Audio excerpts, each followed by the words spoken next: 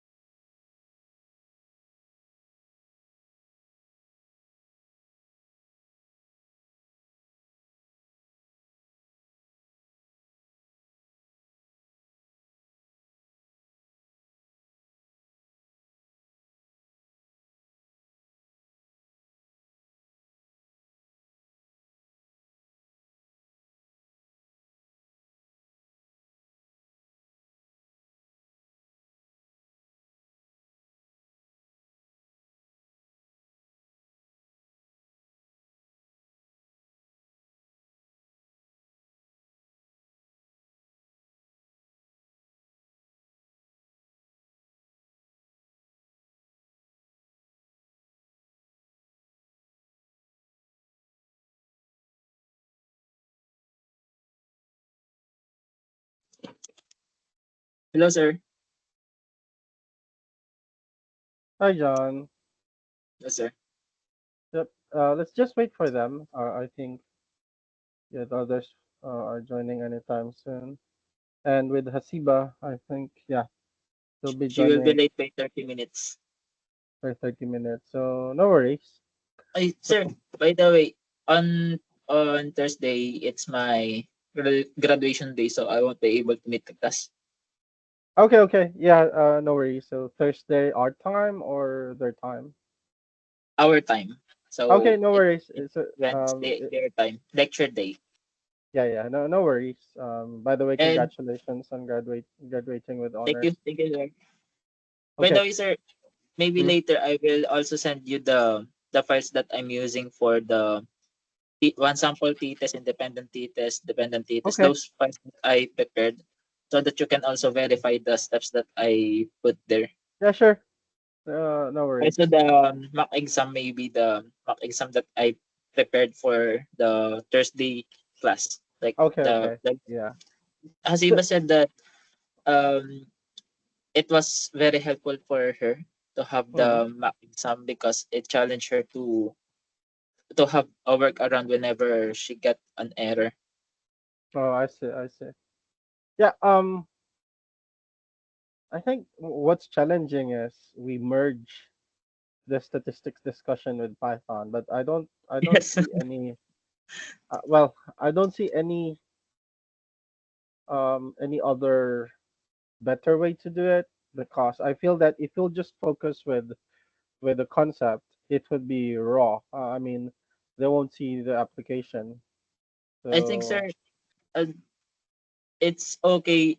It's also okay because after they learned how to use Python for statistics, it they is will all know the application. libraries, like the libraries, the files that they are using, that they will use like for in the future. it is always the same. Like the Yeah, matplotlib, by the yeah. stats. Even with So data science, they would be continuously using those. So it's better that they have working experience on them. Yeah. Hi, Jeff. that's why. Welcome to the meeting.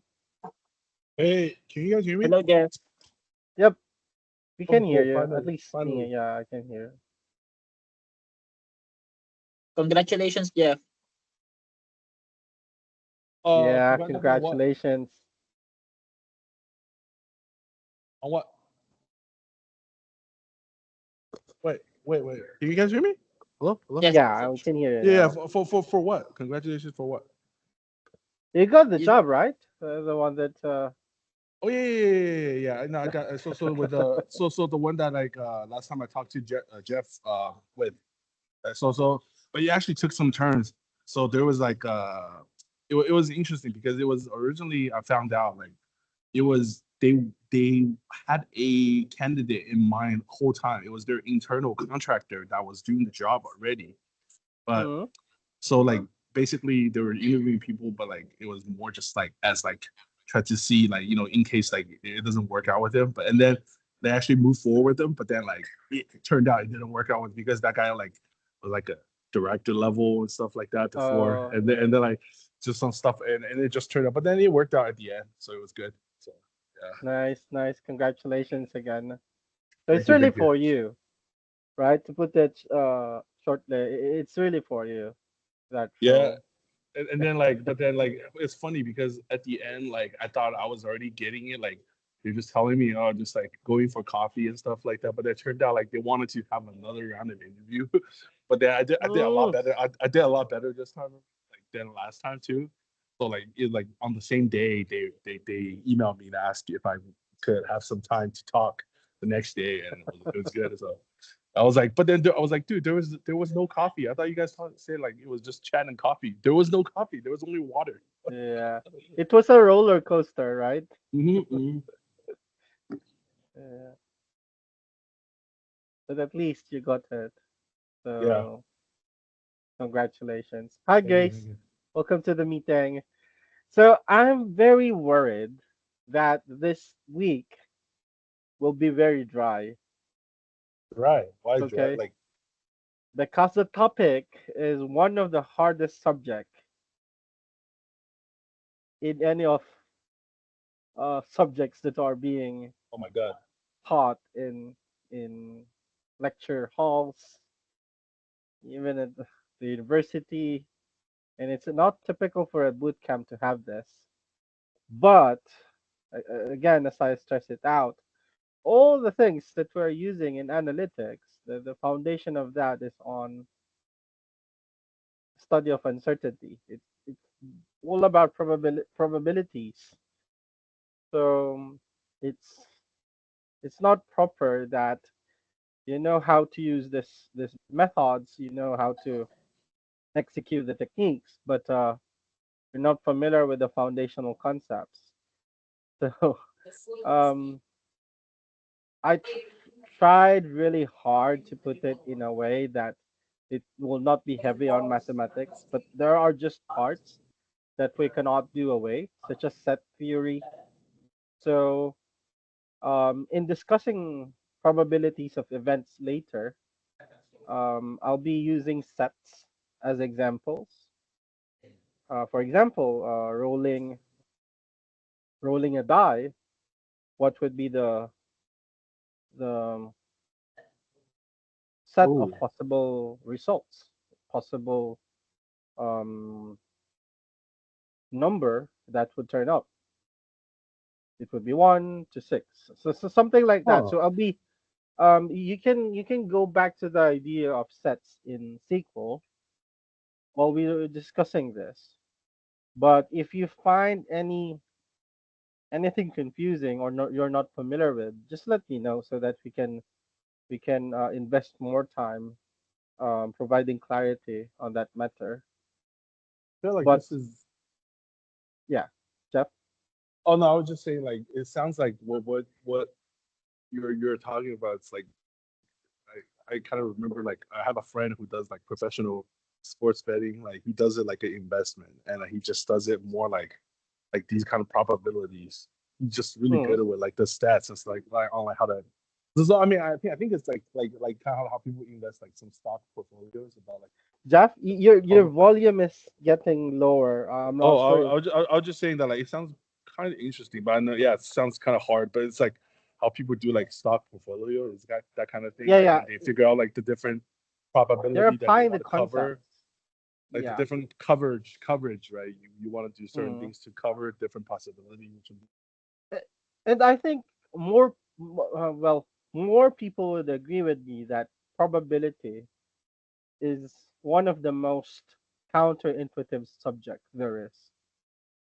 Because especially if we get to the complicated discussions, complicated topics, it's really counterintuitive. Things should be very counterintuitive. And well, the maths would be still intuitive because we have principles in mathematics that we follow. Those are universal rules. But in terms of how you would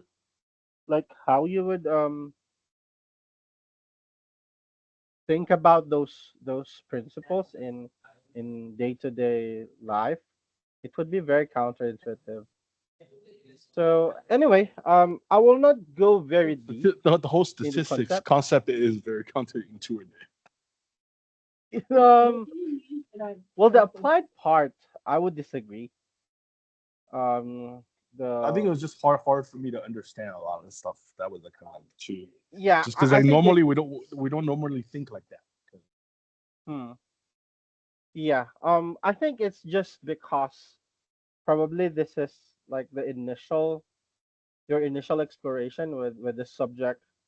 But as you proceed, as you invest more time, really counterintuitive in a sense that, for example, Grace, we will be defining the intersection of probabilities of two events.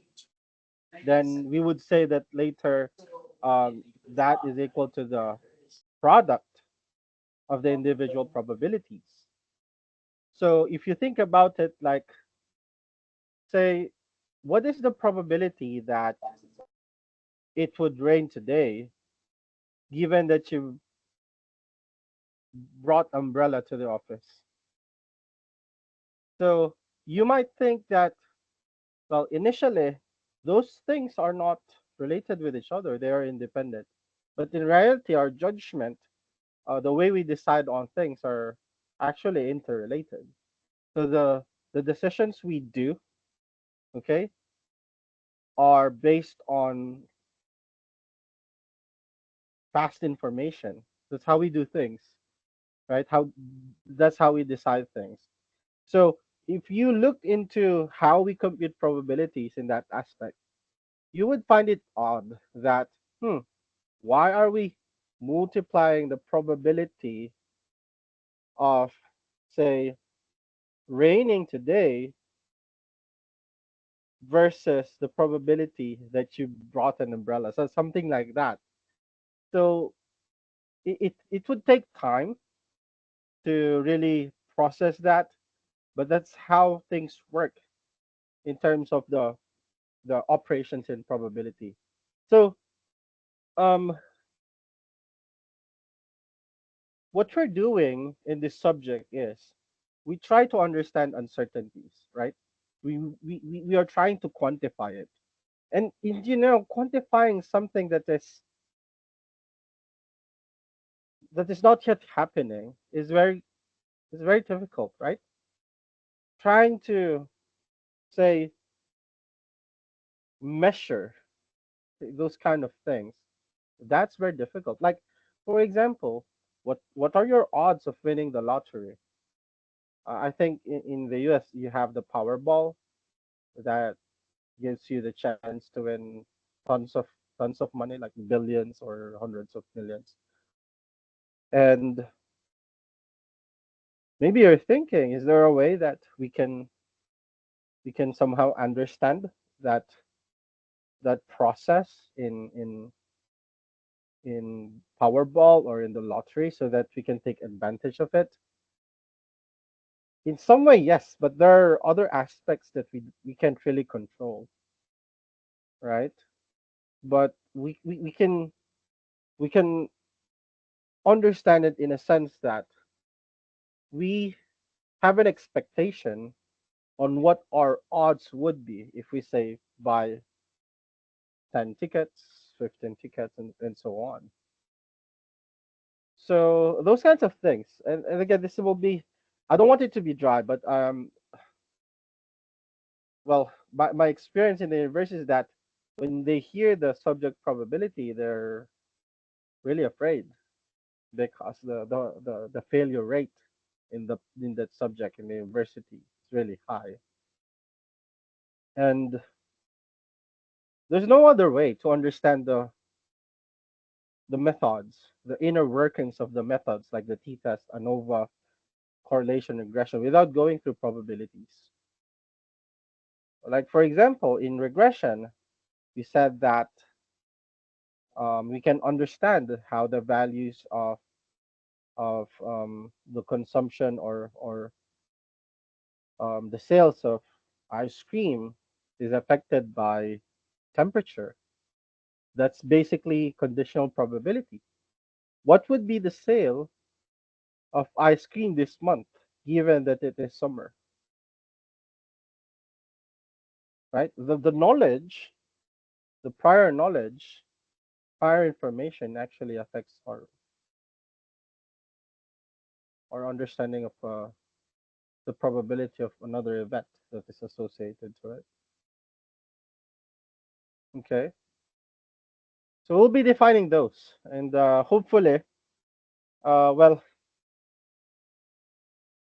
we cannot cover everything. I mean, probability is being covered in the master's program of statistics, like for 2 semesters. There is Introduction to Probability 1 that talks about the axioms of probability, random variables, and there's Probability 2, which talks about inferences. So we can only cover the basics for this bootcamp, and I think that would be sufficient for you to somehow have a grasp of what's happening with these different methods that we're using. Okay, the statistical methods. So let me go to the chat box. Jeff says, like some relations we would not normally think are related. Yes. Um, in fact, there are also independent events, right? When you do independent t-tests, you're assuming that the the two groups are independent from each others. So the probabilities are independent from for your x and for your y's. Okay, so there are those assumptions that we have to understand in order to really fully um, understand the inner workings of those methods. So enough of that. Let me share my screen and let's start discussing this. I'm not scaring you guys. It's just I want to provide a good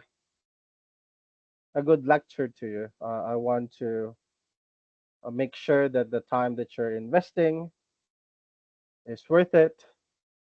So I always try to get your feedback if you were able to follow because yeah, I feel that I have to provide you with the best possible instruction on each of the sessions that we're doing. Grace says no, it actually sounds interesting, like an actuary. But yes, everybody usually intimidated by the topic. Yeah, actuaries also anchored in probabilities, right? You have the life expectancies for example, a person is a smoker, right?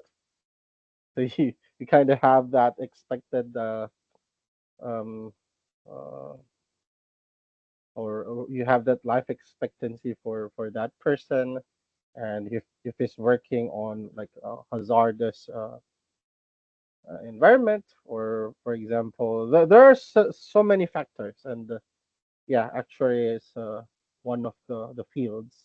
In fact, in the program of John, they have this one subject called actuarial science, in which they apply those statistical methods um, that are very useful for insurance companies and even for policymakers. They can make use of that. So, yep, let me share my screen. And I can say that this is my favorite subject because, to be honest with you, well, when I was taking my master's in statistics, we were about close to 20 taking this subject. And it was during the heights of the pandemic. Only two of us passed that course, that subject. It was really tough. But of course, this is not a master's class. But I want to level up the rigor, but at the same time, I want you to be still with me. I don't want to overwhelm you with so many new concepts. What I want to instill with you would be, aside from the concept, the thinking. Okay, that um, well, probability is very useful. It is associated to how much risk you would be risking, right? If your probability of success is low, why risk that much? So imagine if you're, say, investing or trading stocks. If you know that the variability, the fluctuation would be high, there would be erratic movements of the prices because of, for example, release of macroeconomic data such as CPI. You'd be reducing your exposure, right? Your market exposure. You'll be reducing your risk by managing your trade size. So those kinds of plays, those kinds of, even in your life, right? For example, you are interested in doing adventurous things like skydiving, bungee jumping. You would be looking into probabilities, right? In the past, how many died doing that?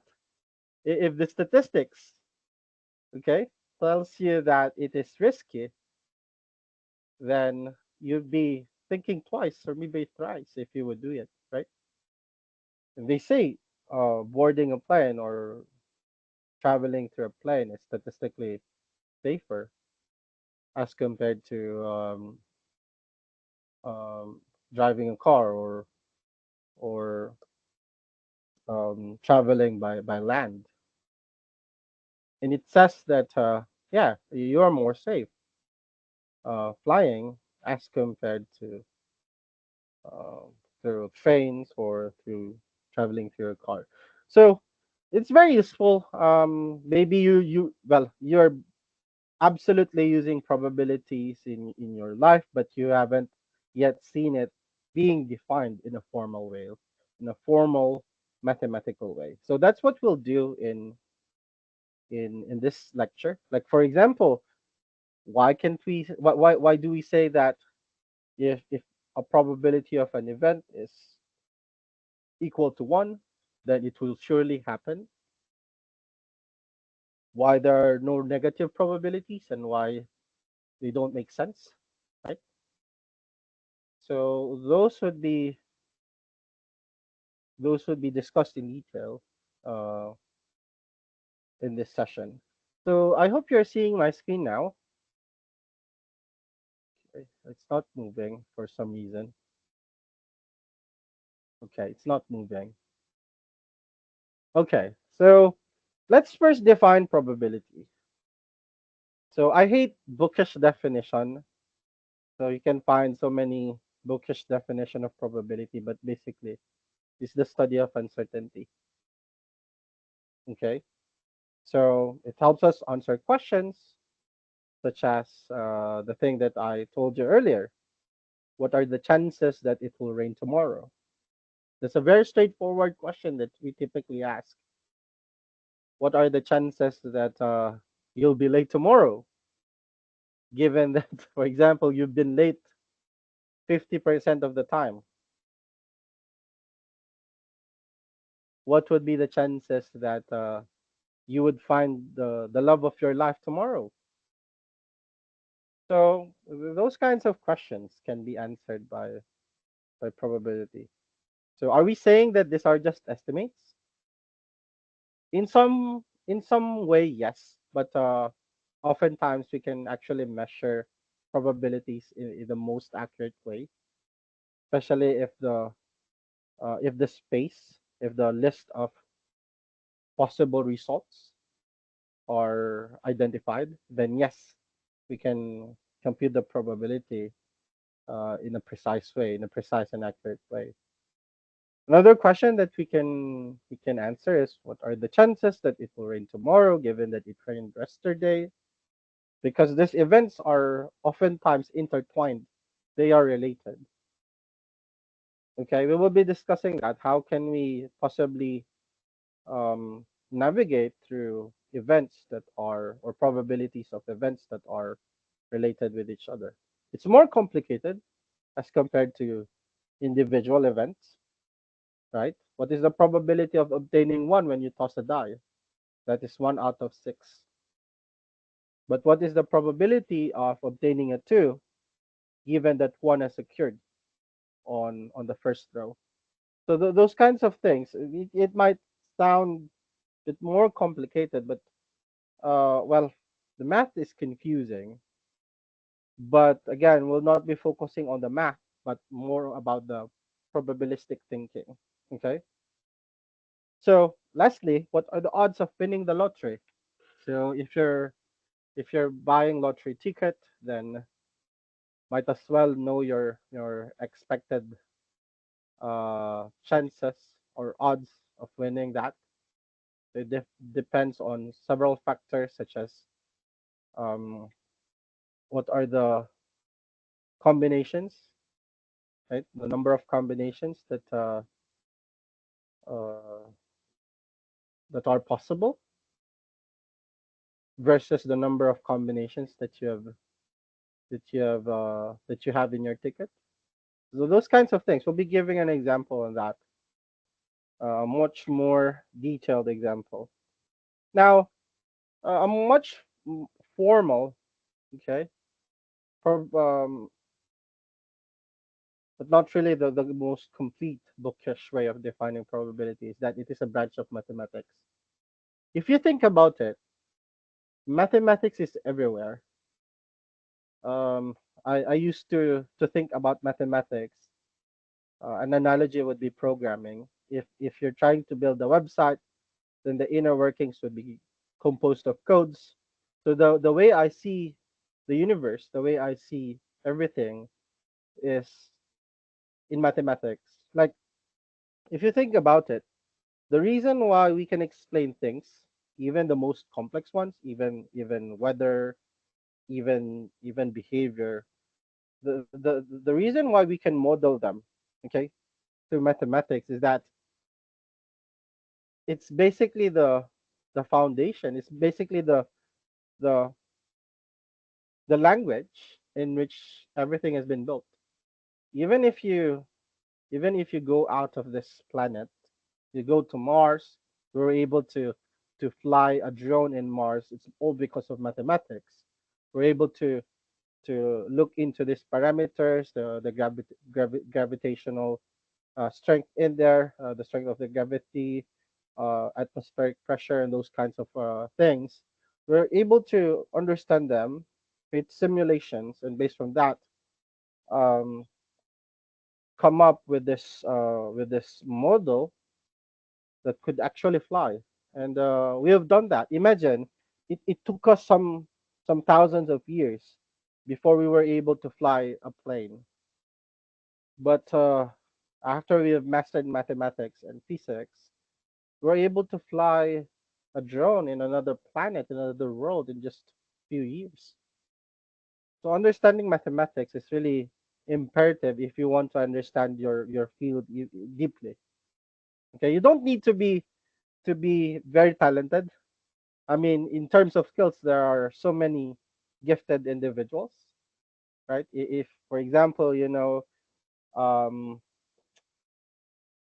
uh, Gauss, if you know those genius, Newton, Einstein, those are gifted individuals. But you don't need to be genius in order to love the field. You just need to have that passion and you enjoy these things. But if you hate it, then it would be very difficult to be good at it if just hearing the the name or the subject makes you puke. So it's quite difficult to be motivated if you feel that way. So yeah, you can find mathematics in almost everywhere. So some topics that we will be discussing, probabilities are such as events that are likelihood of occurrence. We'll be defining three types, and measuring chances of an event happening, analyzing random phenomena. This is the funny thing. Well, randomness is supposedly random. We can actually model them. There's a way for us to somehow understand this randomness, and that's what this probability models are all about, probability distributions. And we will be expressing likelihood as a fraction. This is the most typical way. And lastly, determining outcomes based on chance, which is basically the same as the first and second bullet. And now we proceed to basics of probability. So we have naive probability, which is, I think, the first thing that would come to your mind if you hear or answer questions about chances, about odds, about probabilities. If you toss a coin, what would be your odds of getting ahead, Jeff?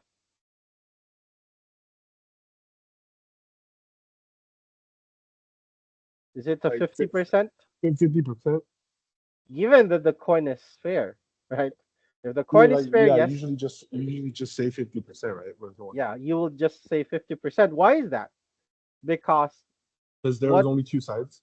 yeah, there are only two sides. So there's your event space, right? There are only two elements in your event space, either a head or a tail.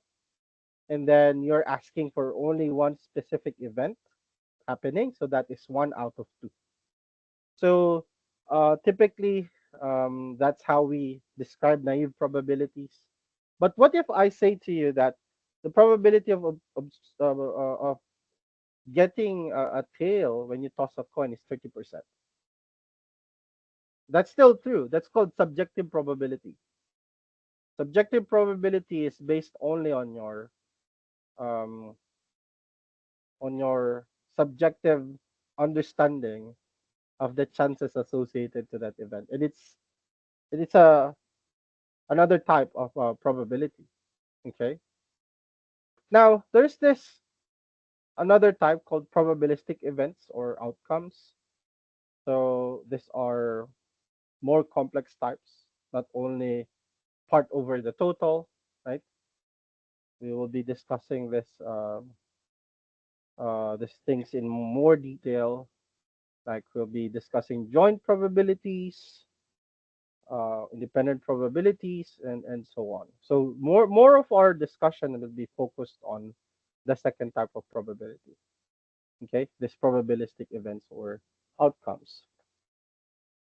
Now let's move on to axioms of probability.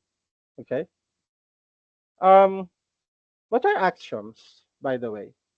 What do we mean by axioms?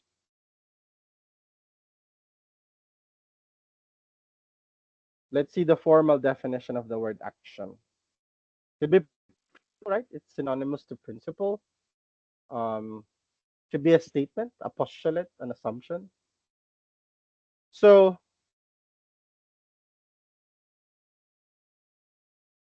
going back, going back in the past, thinking of how the first philosophers and mathematicians thought about probability.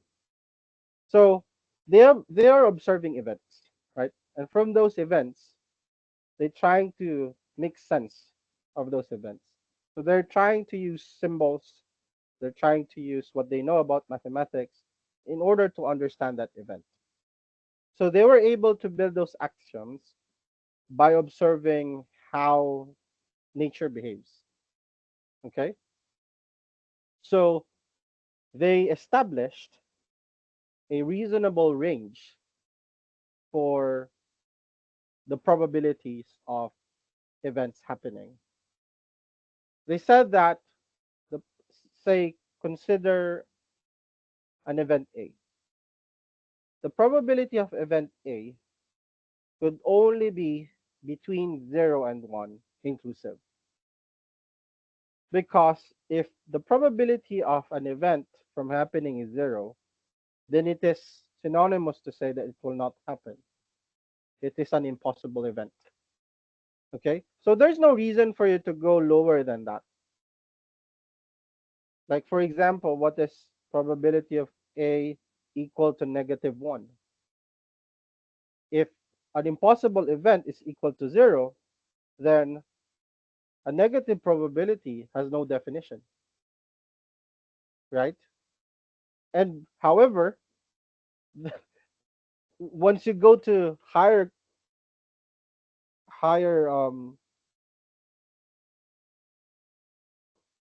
statistical concepts, there would be times that you will be encountering negative probabilities. And why is it so? There will be problems with your model design. So those negative probabilities, those are signals that there's something wrong with your model. Okay, but is it reasonable to say that probability equals to 0 must be the lower bound of a proper probability? Do you agree with that? That it's not intuitive to go lower than that, to have a negative value for a probability when you have 0 as an impossible event? What do you think? I think my AC is freezing. I'll be back in just 3 seconds, and I want your answer.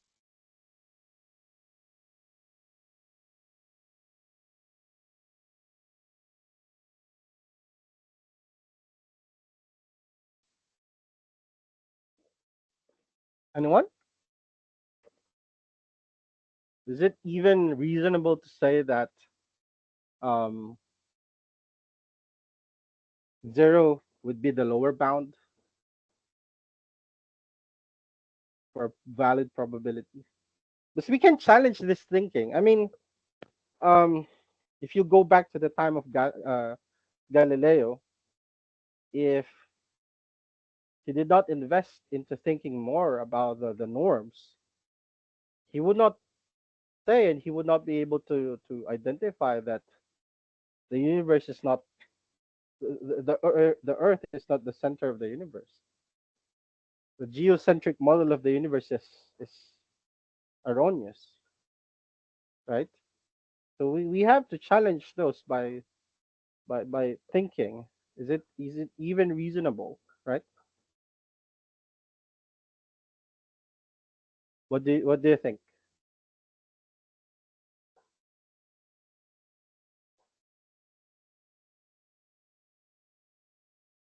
guys? Am I making any sense? Um, with number one, or is my question clear? Again, let me state my question: is 0 a reasonable bound for a valid probability? No, Why? because it has to happen, like somewhere or another. Like maybe just a low chance, but it will never be zero. Okay, So you what you were saying, Jeff, is what we call a mathematical impossibility. But So then in, the thing is that like, what if there's something that you do that could prevent it from ever happening? Is that something that we ever take into consideration? can you Like say it once again, Jeff? like is there anything like I don't know if this is part of this discussion, like is there something like with what we kind of like how when we talk about like the non-probability sampling kind of thing where like it's something that's tempered with like with the that you doing something like maybe it forces the outcome to happen that like or just like if you have something like a couple different type of possibility and you just make sure that one thing don't happen by doing something. I don't know. I'm just saying Hmm. like is that something that we ever consider like So like a holdout thing, like kind of you'll be like if you toss and point toss and then you always make sure that you cheat at the end by tossing it back yeah to by taking it into a head.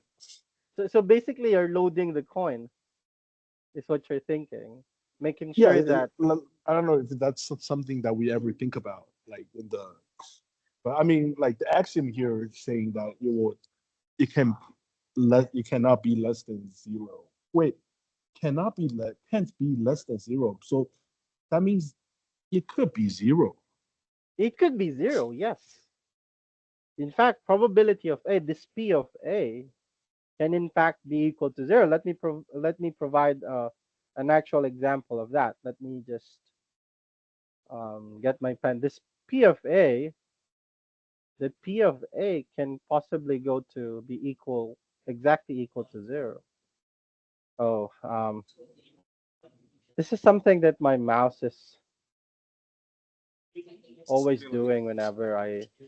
Is this saying something like the probability of a number 10 to be selected out of a hat of numbers from 0 to 5. So the Yes. 10 is all So 10 will always the be the zero. 10 is an impossible event. It's not existing in the event space. Exactly. That's a great example. When we define, say, yeah, using your example, let A be the event, okay, of obtaining a 10, and you define an event space of 1 to 5. Now you'll be asking, what is the probability of obtaining 10 from that set? The answer A- is zero. Actually, better where it's just like two dice is giving Hmm. you a 20, giving you a 20. Two dice is giving you a 20. Yes, Like that's that's a yeah. impossible, right? A sum of 20, that's also an impossible event, and that probability of that would be zero. So there are so many things that we can actually think of that has a probability of equal to zero. Now, is it a reasonable lower bound? Is it reasonable to say that you cannot go lower than that because it doesn't make sense? If zero is already an impossible event, then going lower than that doesn't actually make sense. I cannot think of anything. Like for example, if the that 10, the event of getting 10 from a space of 1 to 5 is already zero. Now, can you think of any representation of when a probability is negative in that No. sense? No, exactly. So there are things in mathematics that are basically undefined. So we can simply say that a negative probability is undefined. It's like dividing by zero, right? It's like dividing by zero. You will encounter so many issues as you proceed along. If you treat, if you even consider having a negative probability on the application aspect, it's counterintuitive to have one. On the mathematical and theoretical aspect, it would give you lots of headaches. Okay, so then it's reasonable for us to agree that the lower bound of a probability is zero, right? Now we look into the other side of this thing. We say that when probability of A is now equal to 1, we would be saying that the event is um, a sure event. Okay, a sure event. So can you think of an example that has a probability equal to 1?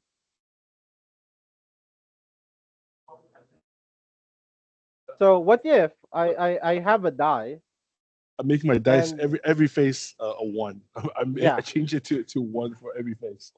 no, you don't have to change it.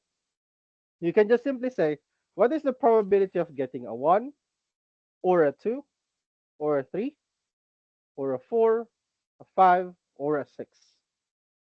Oh Notice yeah, that I right, use right. or, okay? Yeah. So since I listed down all the possible events in my event space, okay, then the probability of that thing, a 1 or a 2 or a 3 up until the 6 would be equal to 1.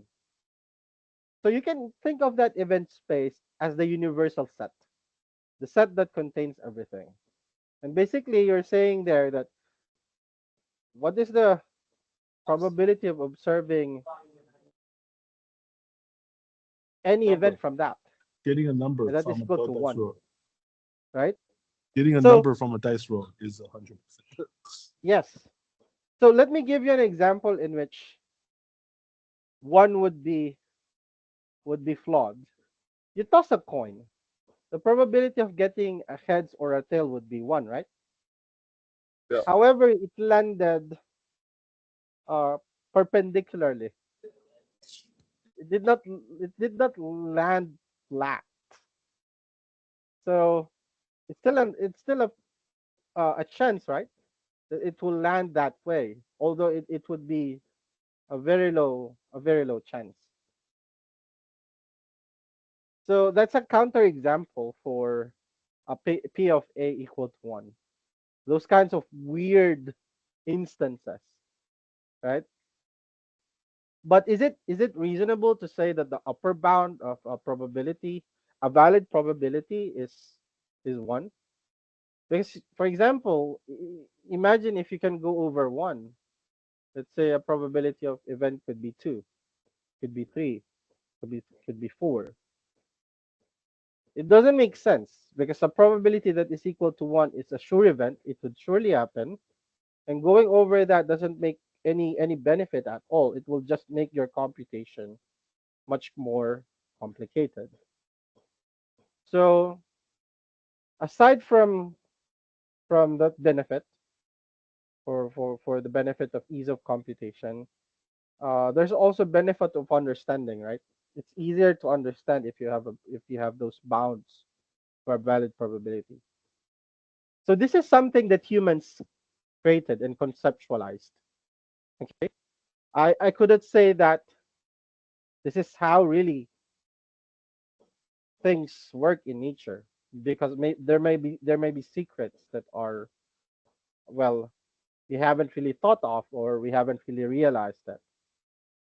But this is what we created in order to explain the events that are happening in the observable universe, right?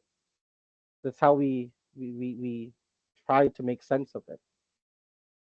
So number two, we say that the sum of the associated probabilities for all of an experiment's outcomes must add to 1. It's simple to think about why. If we write, okay, number 2 is very intuitive actually.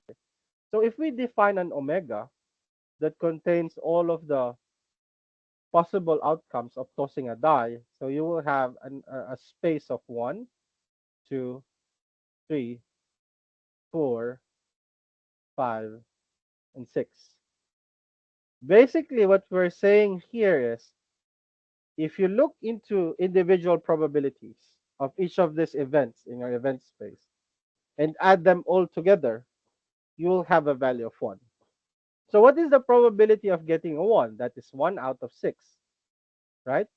This is basically our naive probability, right? This is our definition earlier of a naive probability. It's part over the total. It's one event over the list of possible events. So plus, oh, okay. What is the probability of getting a 2? In fact, these are all equally likely, right? So that would be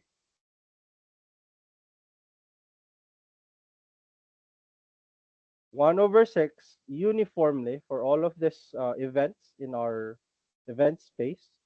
So that is just equal to 6 over 6. And that is just equal to 1. So this is an example, not a proof, okay? An example is you provide an actual value, set of values, and you try to see if you will observe the same result as um, with your axiom. When we say of a proof, it's more of a generic one, so it's more difficult. So this example that I've drawn in the screen or on the screen is an example for number 2. So you will be able to create a similar example for tossing a coin. The probability of obtaining a head plus the probability of obtaining a tail is just equal to 2 over 2, which is equal to 1. So it is easy to think about number 2. It's easy to think of examples for number 2. And it's very intuitive, right? Now number 3 is something that we need to invest more time with. It's saying that the probability that A will not happen is equal to 1 minus probability of A, or 1 minus the probability that A will happen. So I'll be creating a Venn diagram here, and I would I would be apologizing in advance because of my poor artistry or poor penmanship. Please bear with me because it's difficult to draw using a mouse. So suppose we have this Venn diagram. So this Venn diagram is you can think of as the event space. So I'll not be defining it in a set way. Please let me know if you can still follow. Okay. Now suppose this is the probability of A. We cut it in half. Why are you doing this to me, Ben?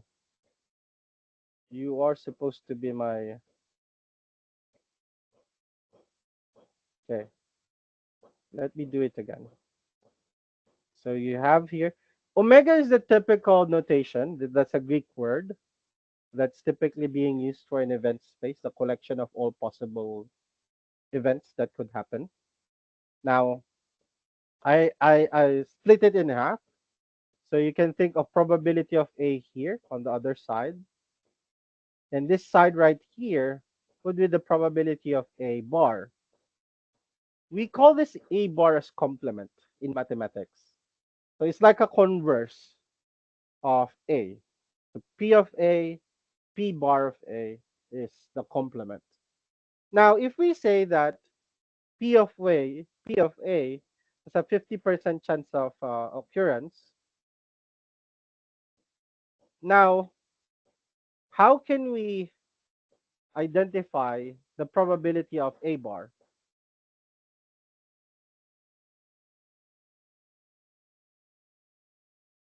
How can we obtain that? One Tasibas, right? minus one minus Yes, the 50%.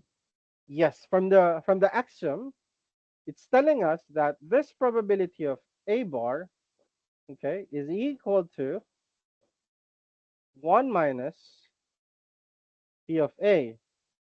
Now, I want to ask you why. Why is it so? Why is it that when we subtract 1, or where did the 1 come from? right? It is not just it appeared there out of nowhere. There must be an explanation. Okay, in every equation that you would see, this is how I always discuss this to my students. In every equation that you see, don't try to memorize it. Okay, you can search that in the internet in a split second, but understanding the individual components of the equation, understanding where did they come from, is more important. Okay, because with that, it is possible for you to enhance it further. But if you just memorize it like EMC squared, but you don't even know the meaning behind it, how how the values are interacting with each other and how it was derived, then you're just scratching the surface, maybe 1% of what it is, right? It's the difference between knowledge, knowing knowing things, and the other side, which is understanding things. You can develop your own set of equation with a different set of um, set of notations, and it would still be valid. Okay, so that's what we'll do here. Now, where is this one came from? It actually came from number two, because this omega, if you ask its probability, right? Probability of omega is actually one. Omega is the set of all possible events in your event space. It is like saying what is the probability of obtaining a head or a tail, that is equal to 1. Now, what are these probabilities that we have inside? Okay, probability of A is given, it's 50%. We can just subtract it, right? If everything is equal to 1 and you know this is 50%, then this must be 1 minus that. So this must be also 50%. So this example is very simple. It's very basic because we just split it in like a 50-50 cutting. But it is very useful if you want to compute for the other side of the um the thing. Instead of asking what would be the chance of an event from happening, you can easily also extract that. Knowing that probability, you can also extract the probability that it won't happen, right? It's like an inverse thing, a mirror, right? So, for example, I told you that the probability of you passing the exam is 20%. Now, what is the probability that you will fail the exam? That is 1 minus 20%. That is equal to 80%, right? So that's this third axiom of probability. Okay, this is based from the knowledge that the probability of the event space, the universal set, is equal to 1. Okay, so again, it is a method for us to understand and make sense of how things are occurring in nature. Again, it might not be that 100% way of how things work, okay, in nature, but it is a glimpse of it. It is a glimpse of it. It is a method for us humans to quantify and measure, okay, these chances. We've been using this, but we probably haven't thought of it this way, right? So we are like standardizing how we think of this thing. So moving on, we have this three. Okay, before that, does this even make sense, Jeff, Grace, and Nasiba?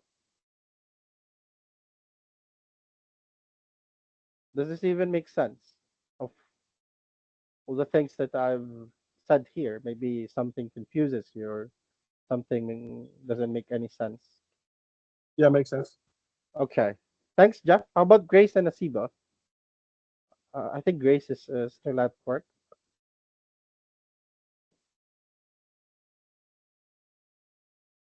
If you like gambling, I'm not promoting it, but if you love gambling and you are good at probabilities, then you have more likelihood of making profits, because looking all understanding the game, defining the event spaces, and given that the game is not rigged, you can have an expectation of, for example, 100 bets.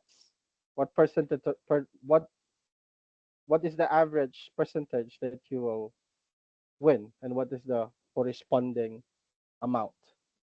That's why you cannot beat the casino. The casinos are rigged. Those are programmed. Even the claw machines in what how do you call those places, John? The claw machines in um you will find those in the malls. Those machines with teddy bears inside, iPhones, and you have the claw. You need the token to play that game.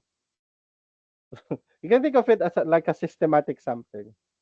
They make it in a way that the claws would lock every Kayet try. So those are programmed. So you would observe that the claws are not really locking, and there would be times that even though you have perfectly aligned that claw, it would still drop the teddy bear or whatever you're trying to get. So again, there's so many benefits of this. Is what I'm trying to stress here. Okay, I'm I'm gonna assume that you everything's clear with 1, 2, 3 here before I move on. Okay, unless you have questions. Okay, now we have three types of probabilities here. We have marginal probability, so it is essentially basic probability. It is just the probability of a single event occurring, not worrying anything about else. Okay, so for example, when tossing a six-sided die, it is simply 1 out of 6. What is the probability of observing two? 1 out of 6. Um, Basically, with marginal probabilities, you are treating the event as something that is not affected by any other thing. Okay, you're solely looking at it like in a closed space that and no other factors are affecting its chance of occurring. That's what you think of when you're computing for a marginal probability. I'm disregarding any other thing that would possibly affect the occurrence of this. It's just solely okay out of the total. What are the ways in which I can get or obtain this output and get the corresponding percentage of that? That is marginal probability. Now, it rarely occurs in nature because oftentimes these events are intertwined. If you're a fan of if you're a fan of um, Destiny, right?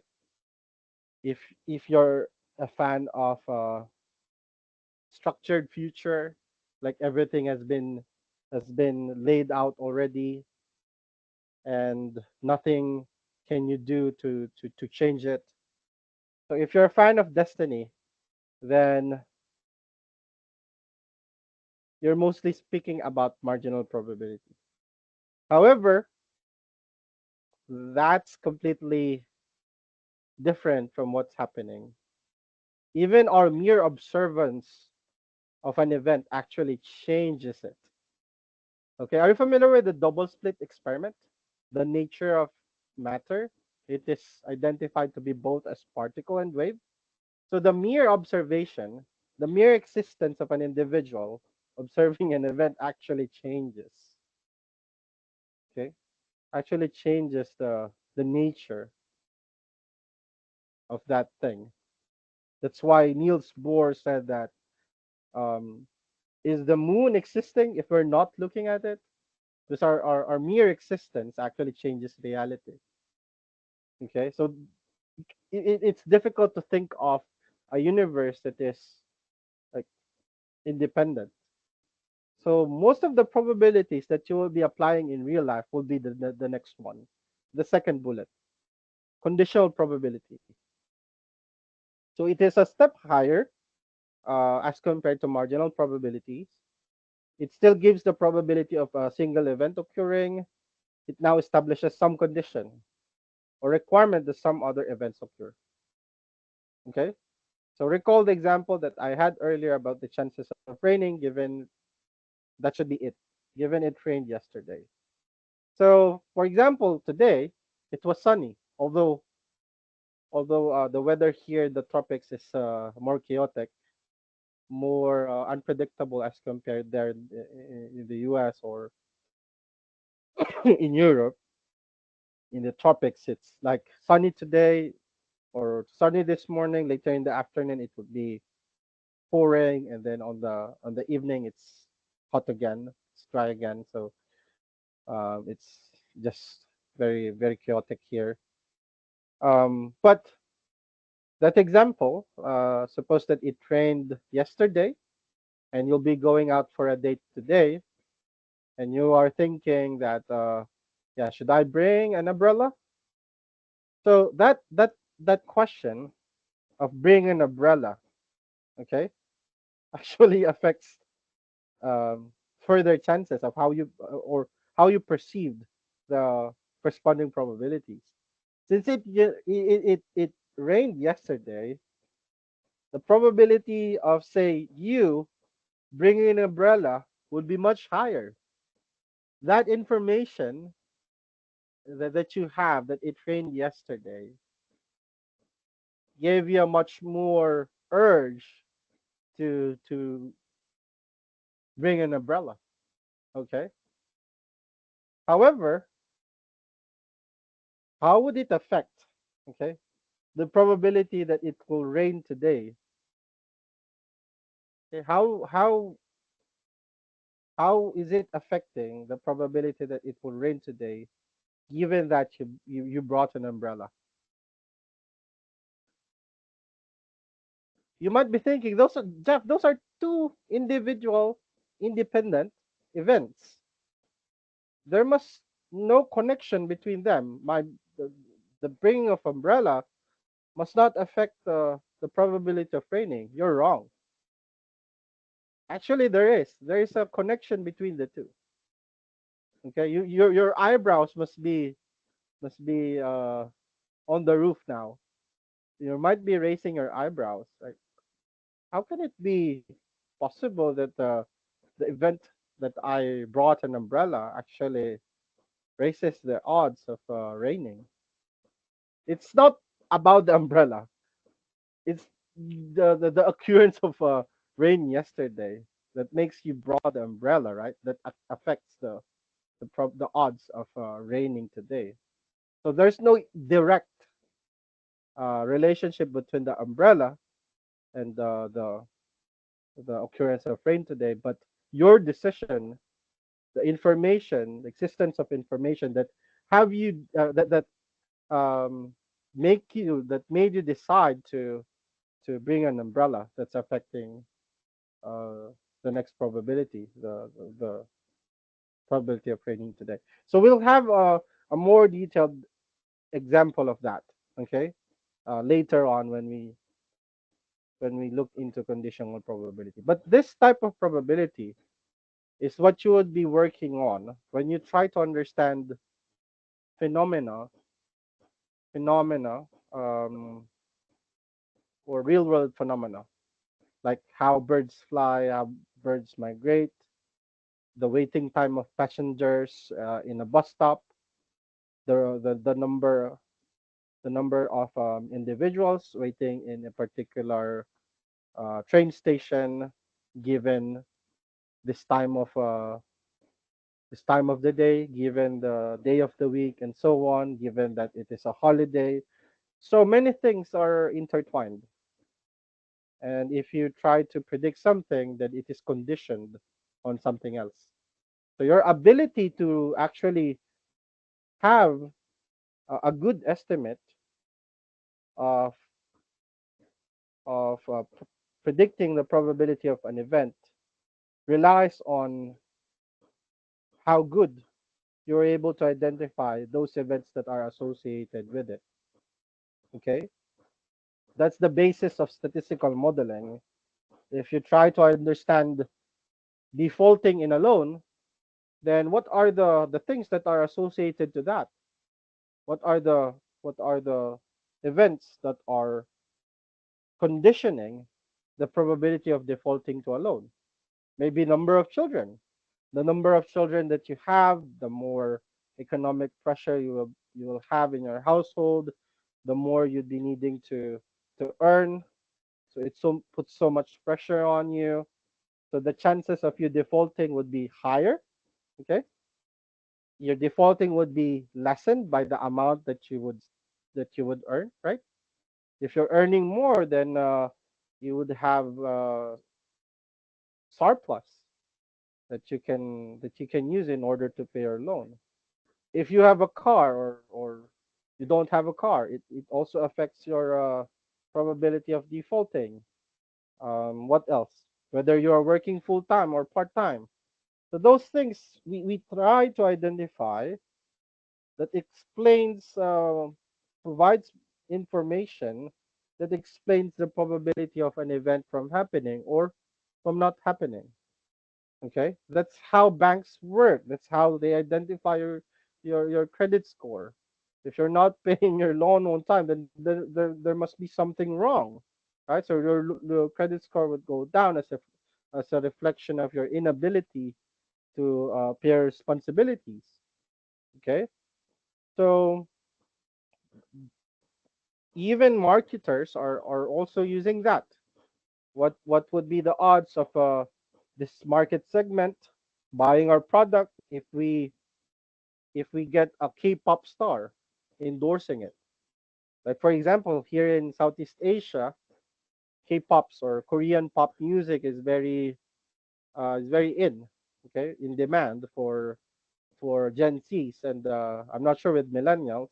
I'm a millennial, but I'm not into K-pop music. I'm more of a classical type of person, like violin, and how do you call the bigger violin?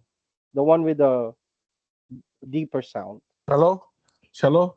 Cello, yeah, that one. I'm more of that person. Classical music. So of course that's like not really trendy. So marketers will never use that. Have you seen Have you seen like a product that uses, well, unless it's like fine dining or something related to more uh how do you say that? I could not call I could not call that um mm, I couldn't think of a term that would fit that. But if you look at the videos that more upbeat, more fresh, right? Because they are targeting this earning individuals, currently on the peak of their earning potential. They are very gullible. I mean, people now. Sorry, but there might be some of you that are like this. Like if there's a new iPhone every year, they would be very eager to replace their phone. I'm not saying that it is a bad thing, but it is. Okay, it is a bad thing because the functions are comparable if you compare it year by year. They're just changing the position of the camera, changing some designs, but internally it's almost the same. But you will be needing to invest so much, right? Me, I would rather invest it like in a mutual fund or buy a stock or a treasury bond so that that money will grow. That's just my personal take on that. I'm still using an iPhone 7 that you could probably think as a prehistoric iPhone. I think you have iPhone 15 already in the market, but can just seem to the technology is almost the same. I mean, the battery would be more would last longer, I think, for the most recent. But anyway, going back here, so let's look at the third type of probability. It's called joint probability. So it is a straightforward twist on a marginal. It's just the probability of multiple events occurring, right? So the joint probability, we can think of tossing two dice, and what is the probability or joint probability of a two and a five, right? So that is joint probability. So this is the last type of probability that we will be talking about. It's kind of related to conditional probability, but in terms of computation, is different. But the way we understand it is quite similar to not conditional, but I should say marginal. Okay. Now we proceed to operations. Maybe it's time for a short break, maybe 5 minute break. What do you think, guys? 5 minute break. Uh, so let's be back after 5 minutes, and let's continue with the discussion. Let's have a quick 5 minute break.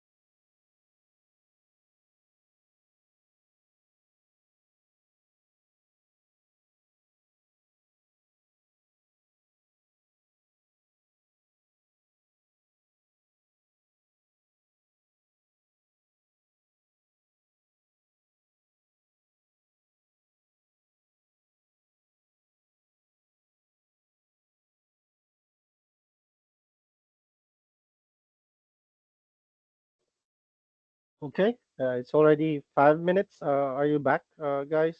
Jeff, Grace, Hasiba?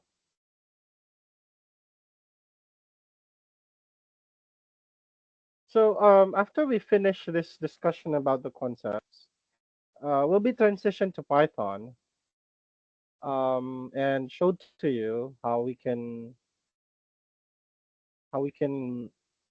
apply this different probability concepts that we will be talking about, and what are the packages that we can use for it.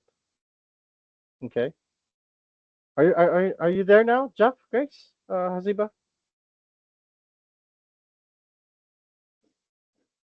You can just give me a thumbs up or I'm s- I'm sorry, guys. I was on my way out of work and I spilled salsa all over my carpeted office. okay, okay. So yeah, I thanks think for let. I'll go ahead and I'm gonna exit, and then if you're still lecturing, I'll join when I'm driving home, and then I can Okay, join okay, John's okay. Yeah. lab. Thanks Okay, for letting thank. me know, Grace. Yeah. Sorry about that. Yeah. No, no, no, no worries. Thanks for letting me know. Completely understandable. Okay. So yeah, we are now here with uh operations in probability. These are just few. There are tons of this. I think there are 200 operations that we can talk about, but I just included here the things that we need in order to eventually discuss what we call base rule, which uses conditional probability. So that's the last topic in probability session. So we have here union. So union is described this way. You see that U, like capital U symbol. So it depicts union. So that's the notation. So basically, union means the probability of either A or B. Okay. So this thing that you are seeing here, why is it always doing that? Um, maybe because of my mouse. So this thing, okay, is read as probability of A or B. Now we will be defining it. We will be saying that the probability of either A or B can be computed by taking first the individual probabilities, or what we call marginal probabilities, the probability of A and the probability of B, taking the sum of them. Okay, taking the sum and then subtracting by this term right here. And what is this term? This is um, a new term, a new thing. Okay, we haven't encountered this before. That last part in that equation is called the intersection. Okay, so let's define it. Okay, so that we can have full understanding of union. This intersection means probability of A and B. Okay, probability of A and B. So basically here, in order to get the union, okay, meaning the probability of either A or B, you have to get the sum of the marginal probabilities and subtract it with the probability of A and B. Okay. Now, it's quite difficult if you just look at it here, but if we visualize it using a Venn diagram, then it would be easier, right? It would be easier. So suppose that we have a set O containing odd numbers. There should be no S in there from 1 to 10. Okay. So let's define that Venn diagram. I'll be writing it here. So we define that set O to be this one. Okay.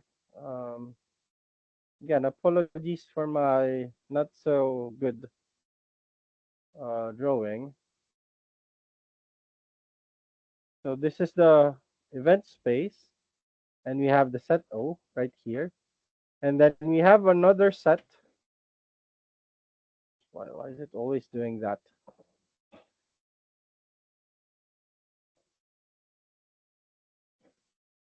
So we have this second set, and this would be E.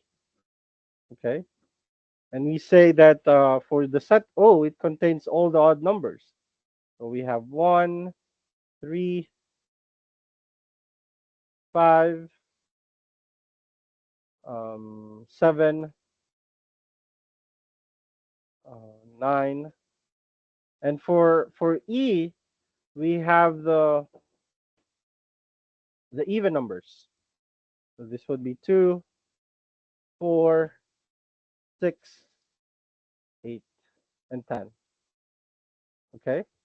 Now, my first question is, what would be the probability of A intersection B? Okay. So notice when we say intersection, we are referring to the commonality, common events that could happen to both A and B, right? So in this example that we have for O and E, these are called independent events. These are called independent or mutually exclusive sets of events. So there would be no intersection. Okay. So the intersection would be equal to a null set.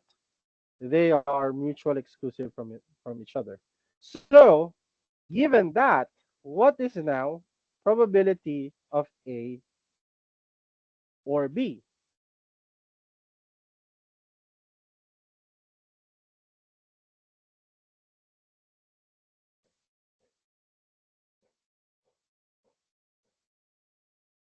Okay. What is now the probability of A or B?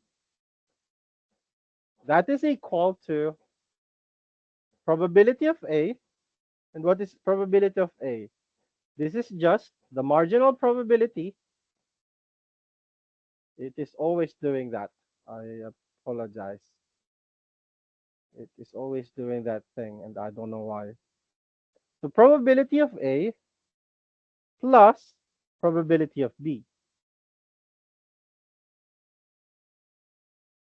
plus or minus this time null. And we know that this is just 0, so we can totally omit this, right? We can remove minus null. This is just 0. So it is perfectly fine if we just remove this part, right? It won't hurt us because we know that A intersection B is just 0 from what we have seen in here.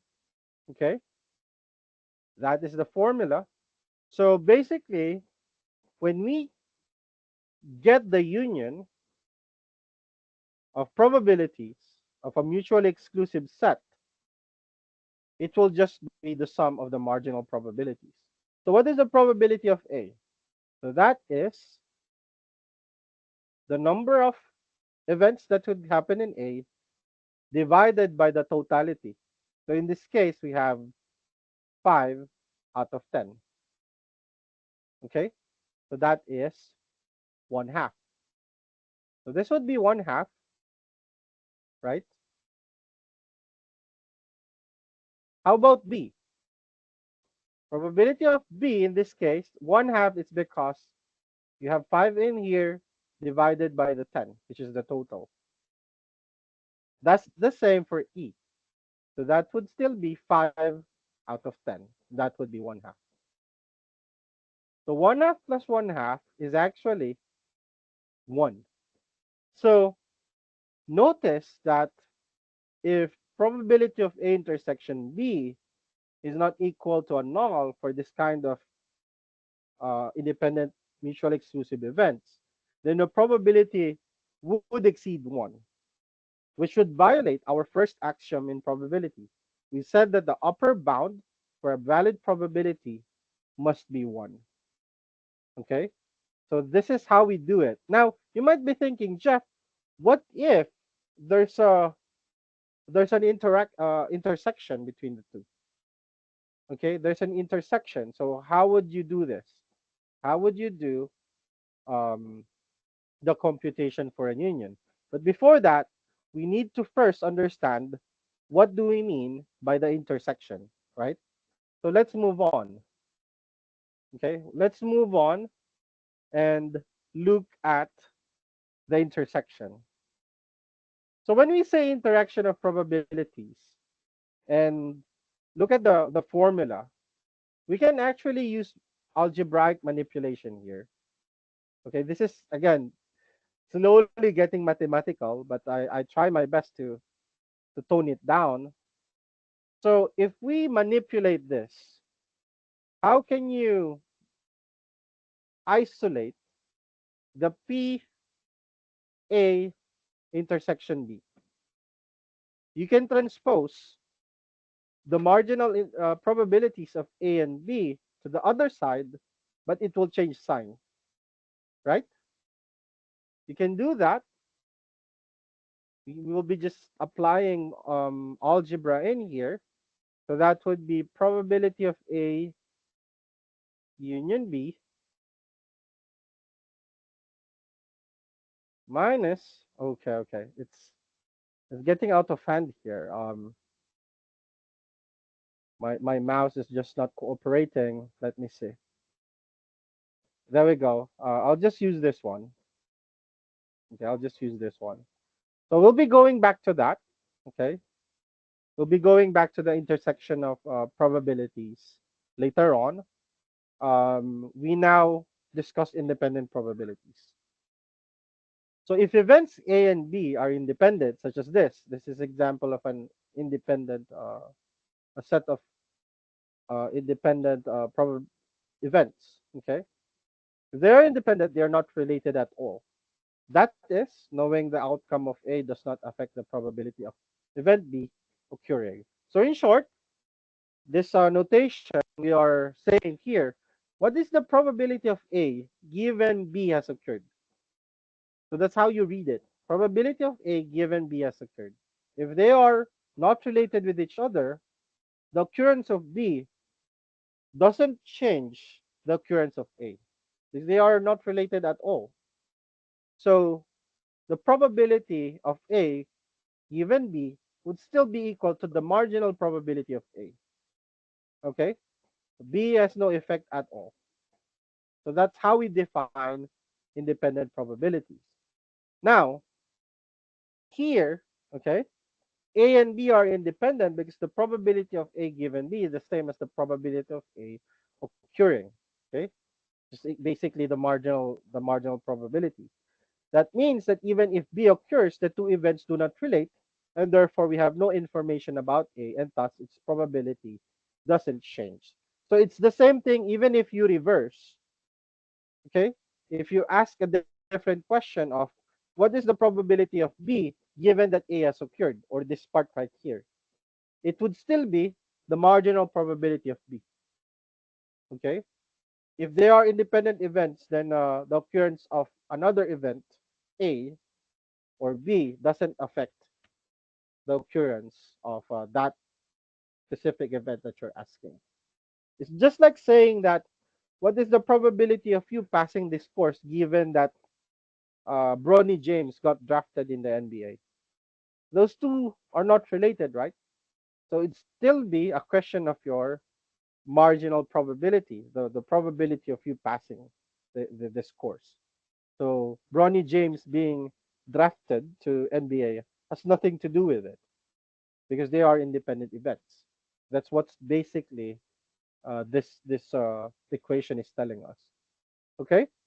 Now, what if they are conditional in the sense that the occurrence, the knowledge that an event has happened, actually affects the probability of that event that you are after with. Like the example of raining, given that you brought an umbrella. Okay, so let's consider that. So conditional events A and B are denoted with a notation. Uh, this is an extra. I think I just replicated this.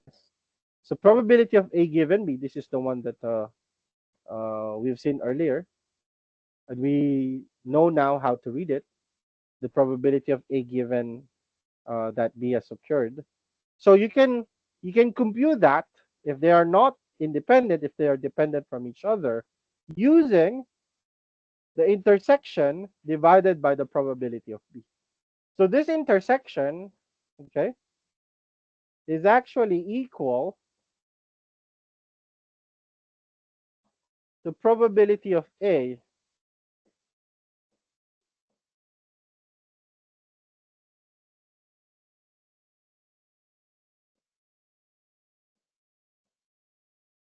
times probability of B. So basically what we're saying here is the intersection of the probabilities of two events A and B is equal to the product of their marginal probabilities. Remember, we've defined union this way. Probability of the union of A and B is equal to the sum of their marginal probabilities minus the intersection. If they're independent from each other, then the intersection part would disappear. But why? Why is it the case that it would disappear? Because if there is no intersection, that would just be a null set. It's just equal to zero. Basically, what we have defined earlier here, this one. Okay. So knowing that, we can now fully apply the concept of conditional probabilities. Now, I'll be doing this example in the context of the rain. Okay, in the context of that event that what is the probability of raining today, given that you brought an umbrella with you, and that bringing of umbrella is because of it rained yesterday. We'll see how our computation of probabilities will change in a setup in which the events are intertwined or conditioned with each other. So say the probability that we use an umbrella is 10%. That's a given fact. Okay. That probability of using an umbrella 10% is not subject to anything. That is called a marginal probability. Okay. And the probability of rain on any given day is 20%. So that's also a marginal probability. Okay. Marginal probability. However, these are not independent. You using an umbrella or bringing an umbrella and raining are not independent events. Okay. Which is, you might think of counterintuitive, right? You might say that even if I bring umbrella, it won't really affect the chances of raining. But actually, it somehow does. Okay, somehow does in a more indirect way. So the probability that we use an umbrella depends on the weather. That's a given fact. Here in Asia, even even it's not raining, we use umbrella here because uh, the sun is different here. It's brighter. I assure you that. Maybe it's comparable to maybe somewhere in the desert in the US. Maybe I don't think if Texas is a good example of that, but it's the UV rays here is just completely different as compared to any other places. So people use umbrella even during a sunny day. It will just burn you if you don't. Okay, even with the sunscreen on.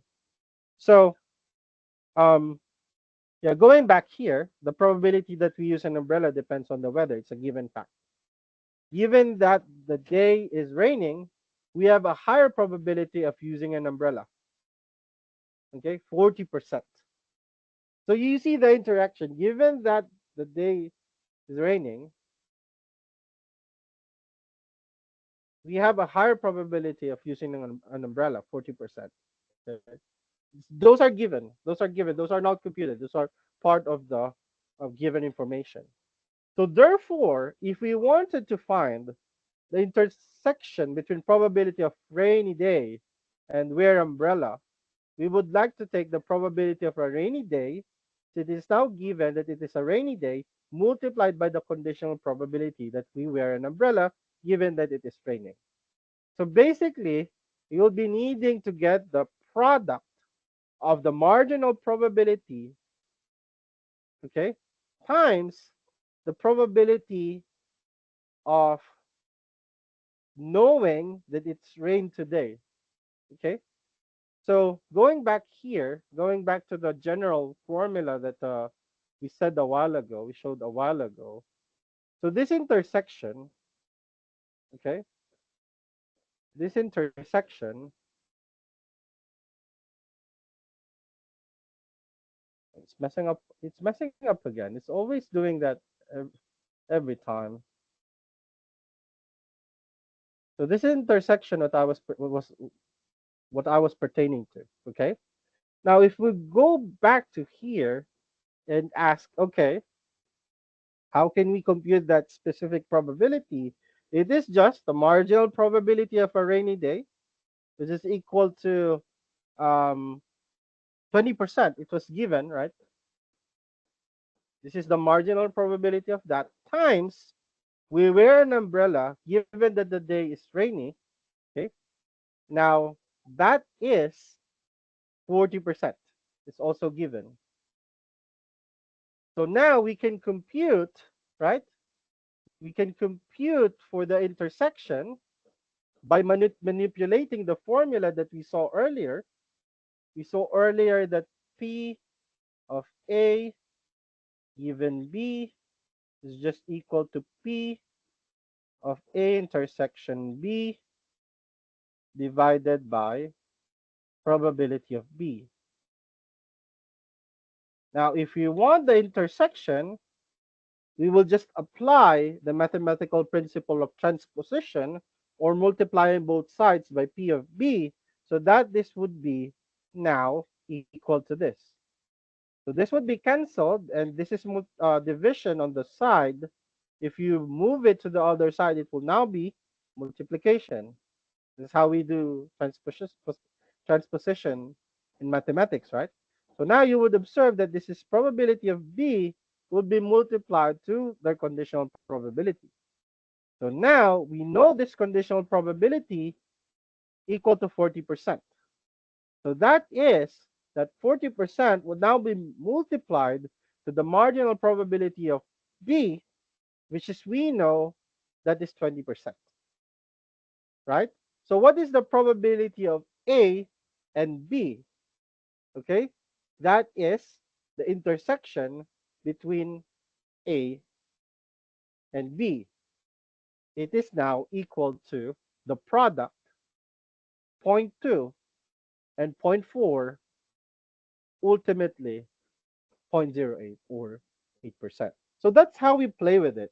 Okay, that's how we play with it. So the key takeaway here is first, you have to be knowledgeable of how you play with the axioms that we talked about earlier. There are more. I think there are almost 200 axioms. But with the basics, you don't need all of them. You only need the most important ones, and these are the ones that we are discussing. Those are the important ones. So knowing, okay, the conditional probabilities and the marginal probabilities would allow you to compute for the intersection of the probabilities, okay, or not intersection of probabilities, but probability of the intersection. And aside from that, you see right here, we use that, okay, if the conditional probability is what we are after with, and the probabilities of the intersections are given, then we can use that together with the marginal probability to solve for the conditional probability. So those are the relationship with this different parts, this different probabilities that we're talking about. So, of course, in practice, you will not be doing this by hand. There's no reason for you to do that, and there's no benefit for you to do that. What I want you to see is how the probabilities or how humans were able to make sense of this chances, this occurrence in nature through mathematics, and that is actually how we model them in a much more higher level scale. But it all started with this, simply with understanding how we navigate through the probabilities of independent events, conditional events, um, and the likes, joint events, and so on. So, moving on, the reason why we are discussing this is to eventually understand the base rule. So, we will be proceeding with that and also joint distribution. I haven't yet completed the actual lecture on the joint distribution, but that's what we will be discussing on Wednesday. So joint distribution and base rule, and after that on Saturday, I'm thinking of if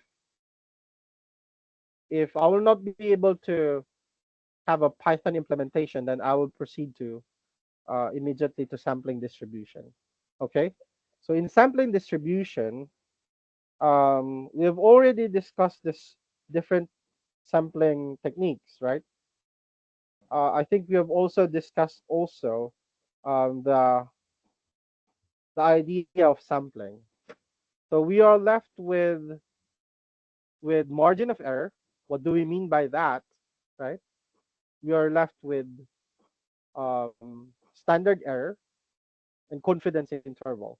Those concepts, those would appear in most of the inferential methods that you'll be applying in the future. So that's what's up for Saturday. So I know that this is something that mostly, well, probably you've done them during high school or during elementary. I'm not sure, but if this is something that's new to you, um, it would take time to really sink in. It would really take time to um, be. Um, it would take time to make sense of it. But it's important that we have a background of this so that when we speak of them, like for example during the discussion of logistic regression, I showed to you the general equation of the logistic regression. You would recognize that, yeah, this is conditional probability. This means that the probability of that event relies on other things. Those things, the occurrence or information about them actually affects that event's probability. So again, I'm not expecting you to really um, master it immediately. Okay, but at least give you a background, give you a sort of understanding of this thing.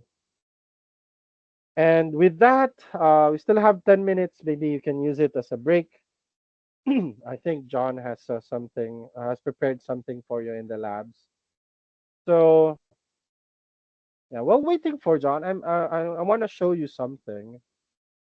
Maybe this is worth your interest.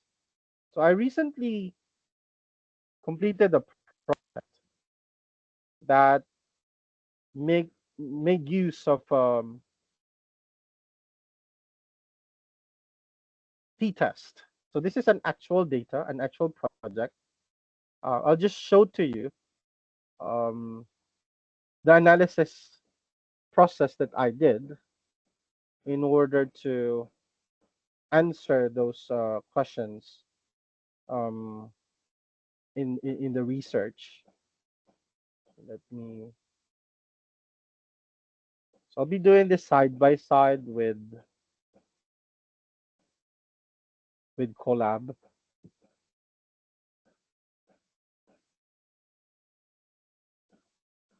So this is a project, a master's thesis in civil engineering. Basically, his idea is to test whether the addition of concrete fibers, or not concrete fibers, but bamboo fibers, would increase the compressive strength and the breakout strength of the concrete texture for buildings. And I'll just show to you um, how we can apply these things that we're talking about in order to do a kind of research such as that. Uh, of course, I will not be showing um, the other details, but let me see. So are you seeing my collab, or which screen are you seeing? I just stopped sharing. Are you seeing it, guys? Can I get a thumbs up from you? Okay. So basically here, um, that's the idea. See if the different formulations in the bamboo fiber mixture, how it affects the compressive strength and breakout strength of concrete. Ultimately, um, for use in buildings and structures. So first, of course, I did the visualization. So this is how you will always do it, guys.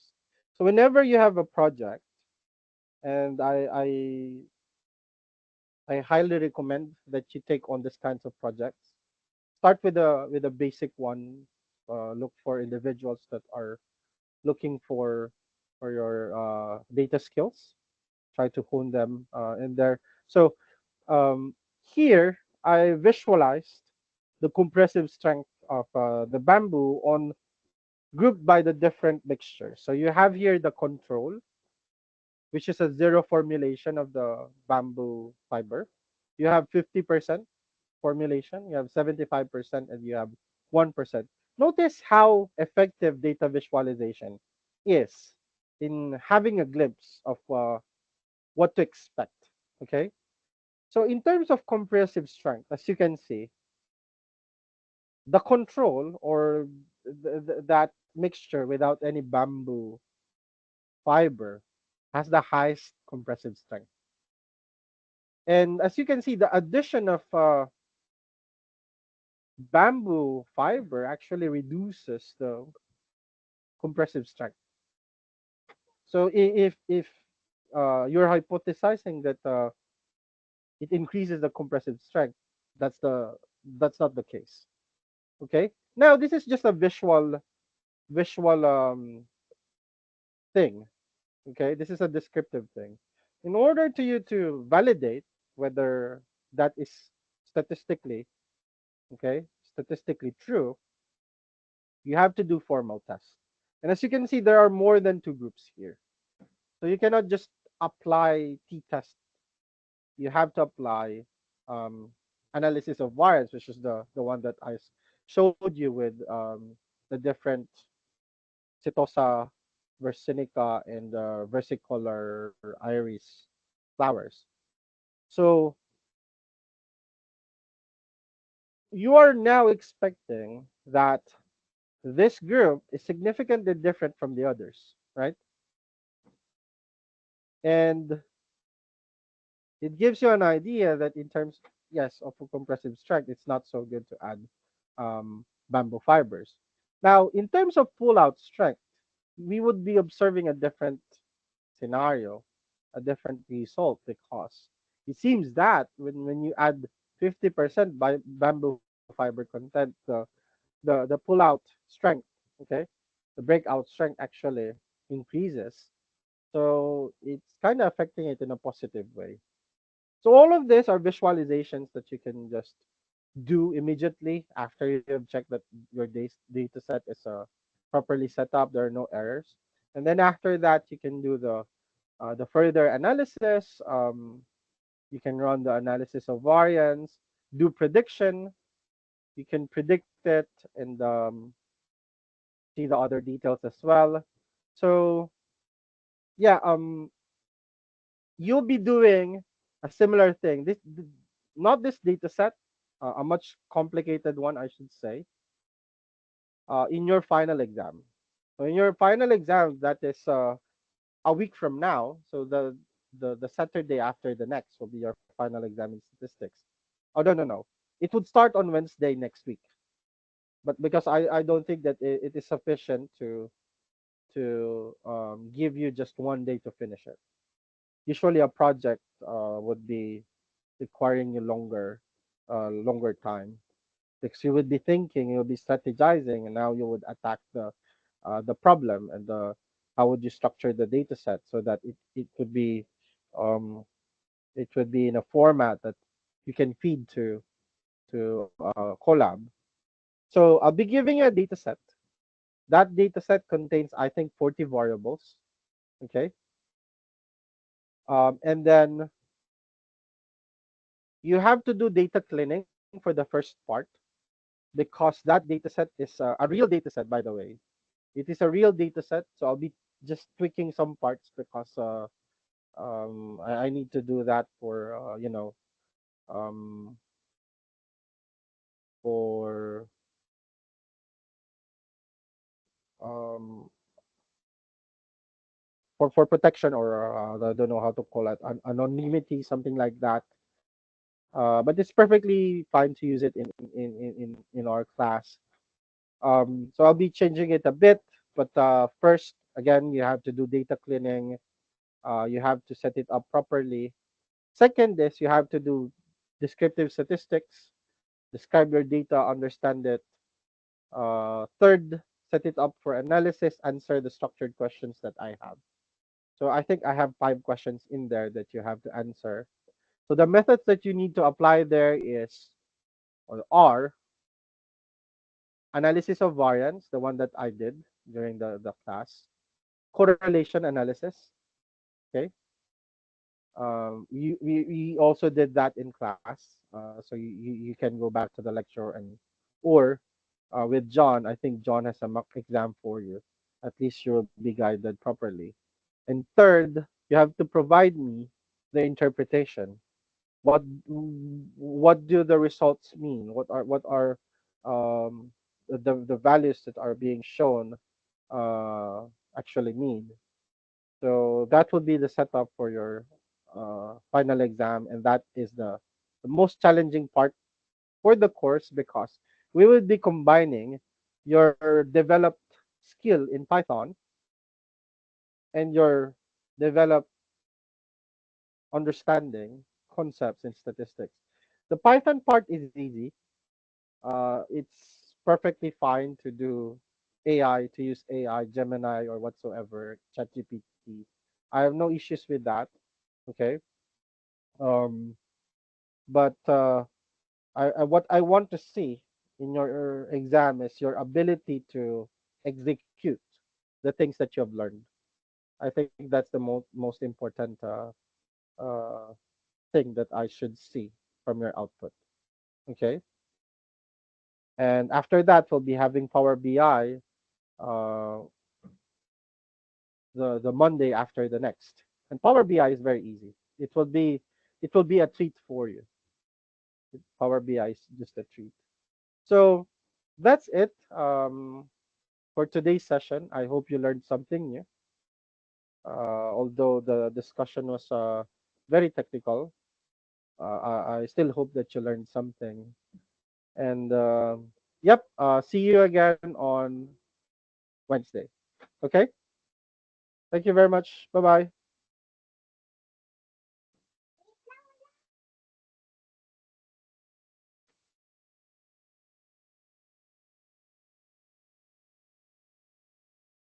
Hello, everyone. Can you hear me? Grace, Jeff, and Hasiba. So I think before we proceed to the lab session, I have some couple of announcements later, but let's have a short break first, like 10 minutes break. Thank you. Okay.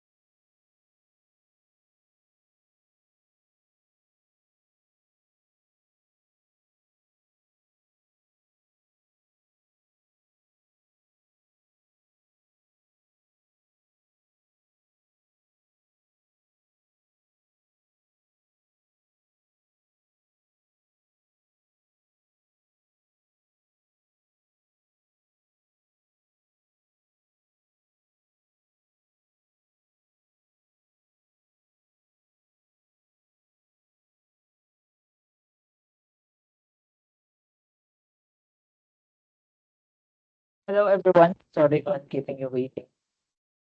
Are you there?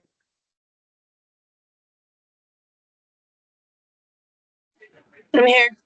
Okay, thank you. So, have you watched the video last Saturday, the one that we have a meeting with Hasiba the last time, in which we have covered the somehow the assessments.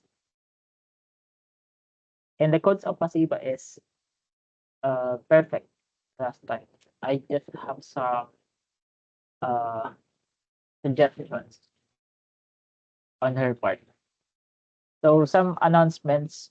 Wait, some announcements. Let me get my schedule.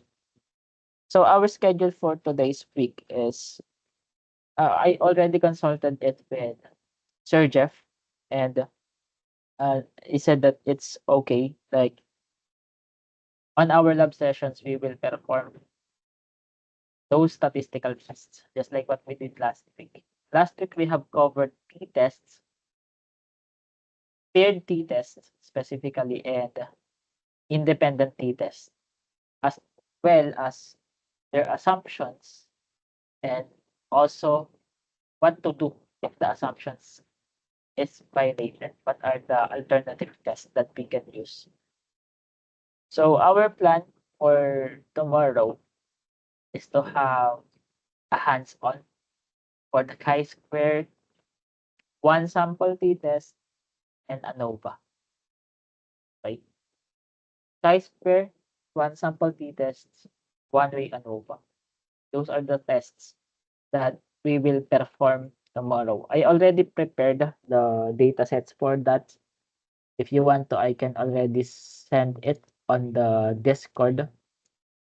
I can already send up on the Discord and have a quick look on the structure of the data that we have for the one sample t-test, ANOVA, and chi-square, just to be familiar on the data types and the number of columns. And then our schedule for tomorrow is pure hands-on, so we will maximize everything on our session tomorrow. Thursday, preferably, we will also have another hands-on, like you will also you will, just like what we did the last time, you will be the one who will perform the tests. So tomorrow is the time in which we will cover preferably every questions that we might encounter.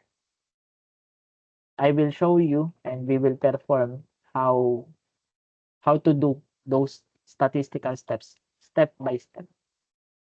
For the mock exam, I will also provide, just like the last time, the step by step process how to do those steps. And did Sir Jeff tell you something about what will be the format of our exam?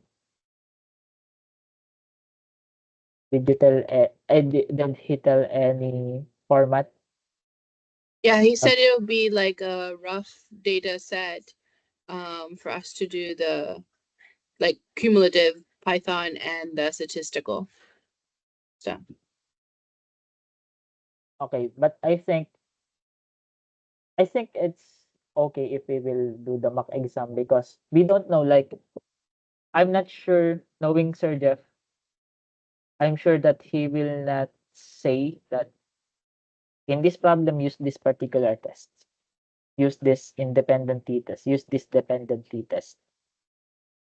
So between my mock exam and the actual exam that will be given by Sir Jeff, I think that would be the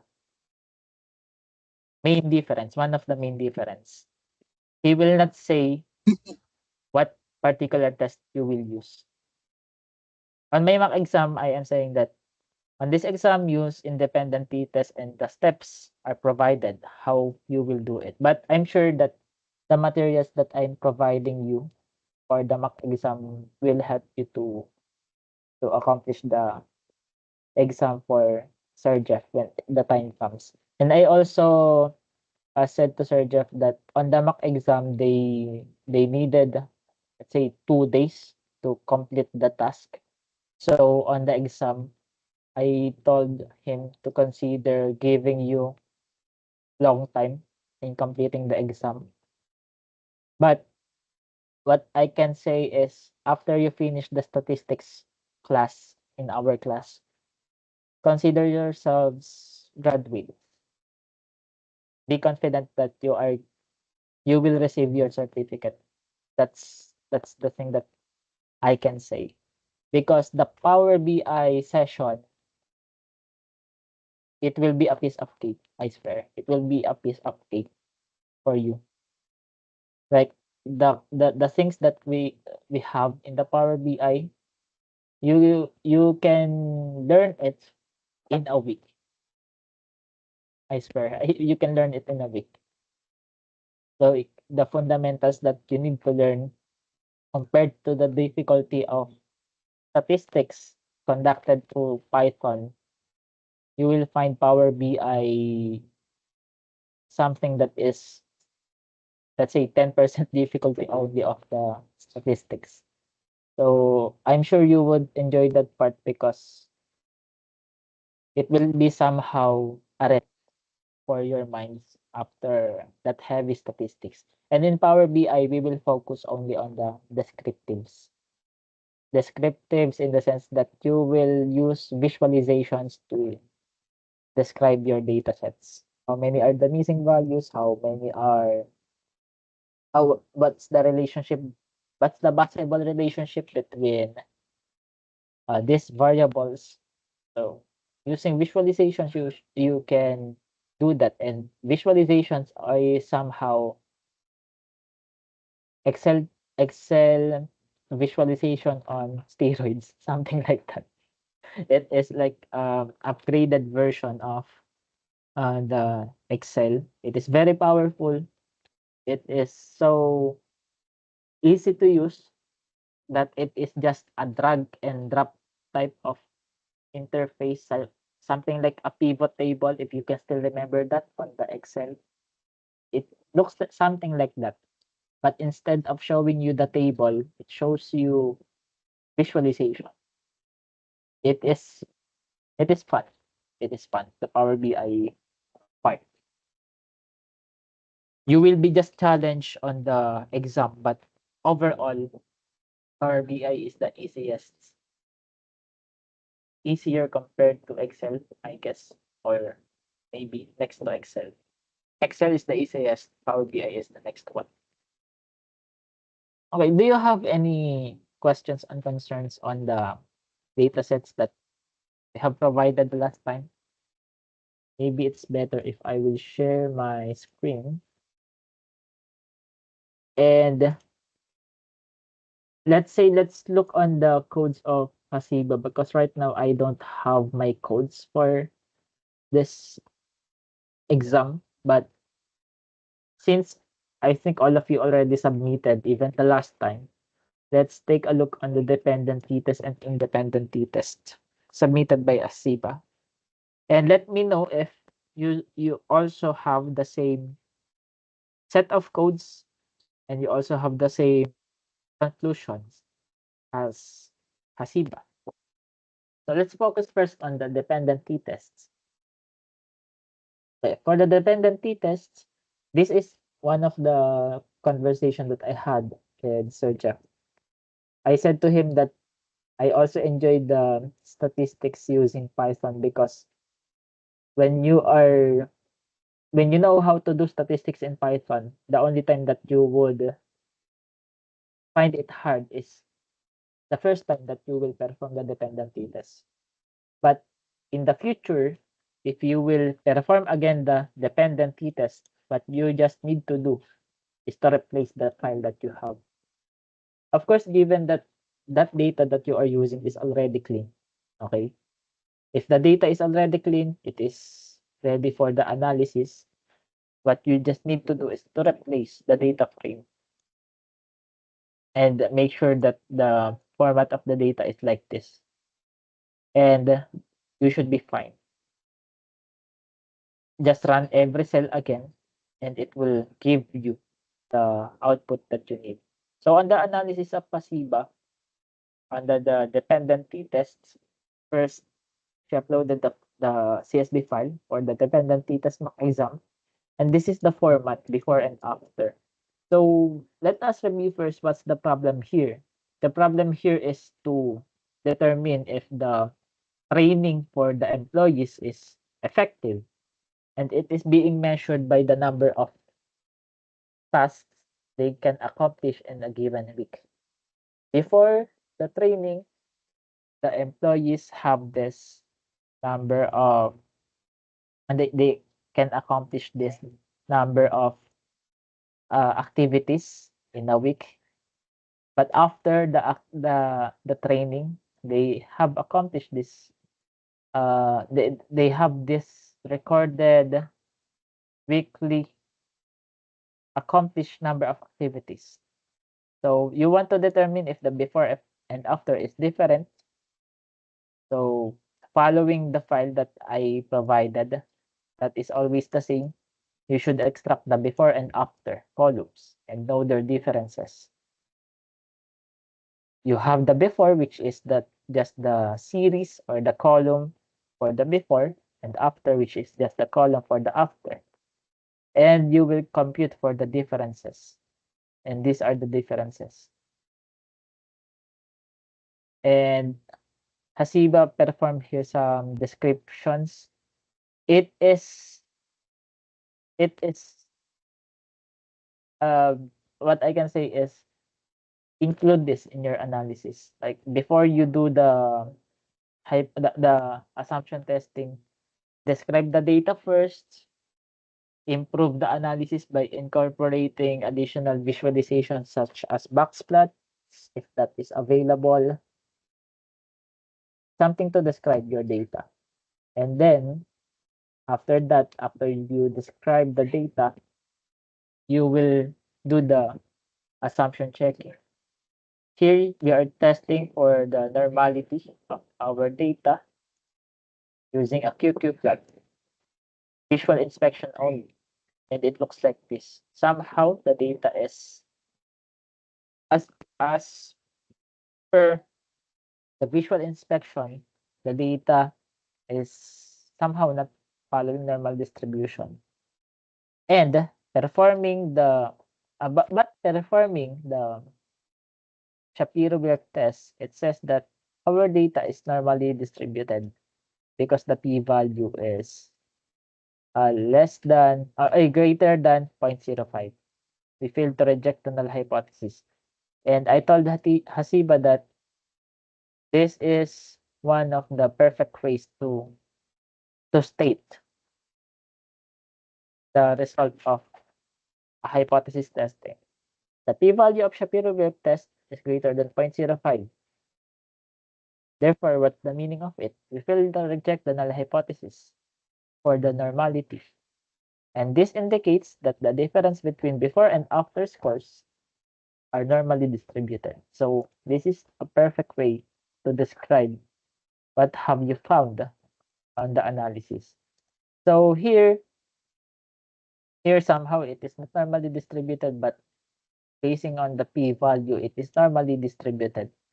So for that, sometimes you need your own judgment, since this is somehow not normally distributed, but based on the actual test, it is normally distributed. It is up to you whether you will treat it as normally distributed or not. But if that is the case, more likely, I will suggest that treat it as normally distributed, because the results of the tests designed for normal distribution is much less in terms of error. Let's say that this is much accurate because you are testing based on the mean. Let's say you did not treat it as normally distributed. This is the thing that you will do. The non-parametric counterpart. But since our p-value is greater than 0.05 and we said that this is normally distributed, you can drop the non-parametric part. Okay, again, if it follows normal distribution, you can drop the non-parametric part. It is just an alternative in case that our data is not normally distributed. And go to the paired t-tests. directly after you have satisfied the assumption of normality. And here the p-value result of t-test related is less than 0.05. It means that it has 21 zeros before you see this 3. Okay, a decimal followed by 21 zeros and then 3. That is very small compared to 0.05. So it says that it means that we reject the null hypothesis since the p-value is less than 0.05 and there is a significant increase in employees' productivity after completing the trainings program. So this is the way, one of the simplest ways you can interpret the result in the context of the problem that you are trying to solve. Okay? Remember, that is important. After you do the statistical tests, interpret the results in the way that it can be understood by your group mates that are your workmates that are not familiar in statistics, or much better, state it in the way that even a person who doesn't have a background statistics can easily understand what you are trying to say. Here, as Iba said, there is a significant increase in the employee's productivity after completing the training program. So we can say that the training program is effective. Something like that. Did you arrive with the same conclusion with Hasiba, Jeff, and Grace? I think I did something wrong. I got confused. Like I got confused with something because the the Shapiro test, it was giving us that it is it was normal, right? Okay, yes. It is normal. Yeah, so I thought normal. I thought it was not normal. I thought we were rejecting like, but it's wrong. I ended up using the Wilcox The Wilcoxon. signed rank test, but then I mean technically over here she did both ways, but then yes, over yes, here yes. technically we don't need to do the Wilcox test because Yes, it was exactly. normal, so that we just go straight to the pair T test, right? Yes, yes. And the pair Exactly. T test is the dependent. That's the dependent Paired. test, right? Paired t-test is the, yes, exactly. Dependent Like t-test. what Jeff wrote on there on the two tests and stuff. One of them he wrote like the dependent test. That is the same thing, synonymous with the T test, pair T test, Yes, right? dependent test. Okay. And then just to confirm, yeah, we technically we don't need the Wilcox over here. We just do the T test, pair T test. Yes. Yes. Yeah, I got it flipped. I got it flipped on this one. So Okay, okay. So I guess you get the process. The thing that is important is you are considering from the start, you are considering two choices. That's the thing. But preferably we want yeah. I the got which one is normal, like which p value indicates normal. I got it mixed okay. up. Yeah. So I guess everyone they're thinking on this exam. How about you, Grace? Any insights? Any additional information that you want to say?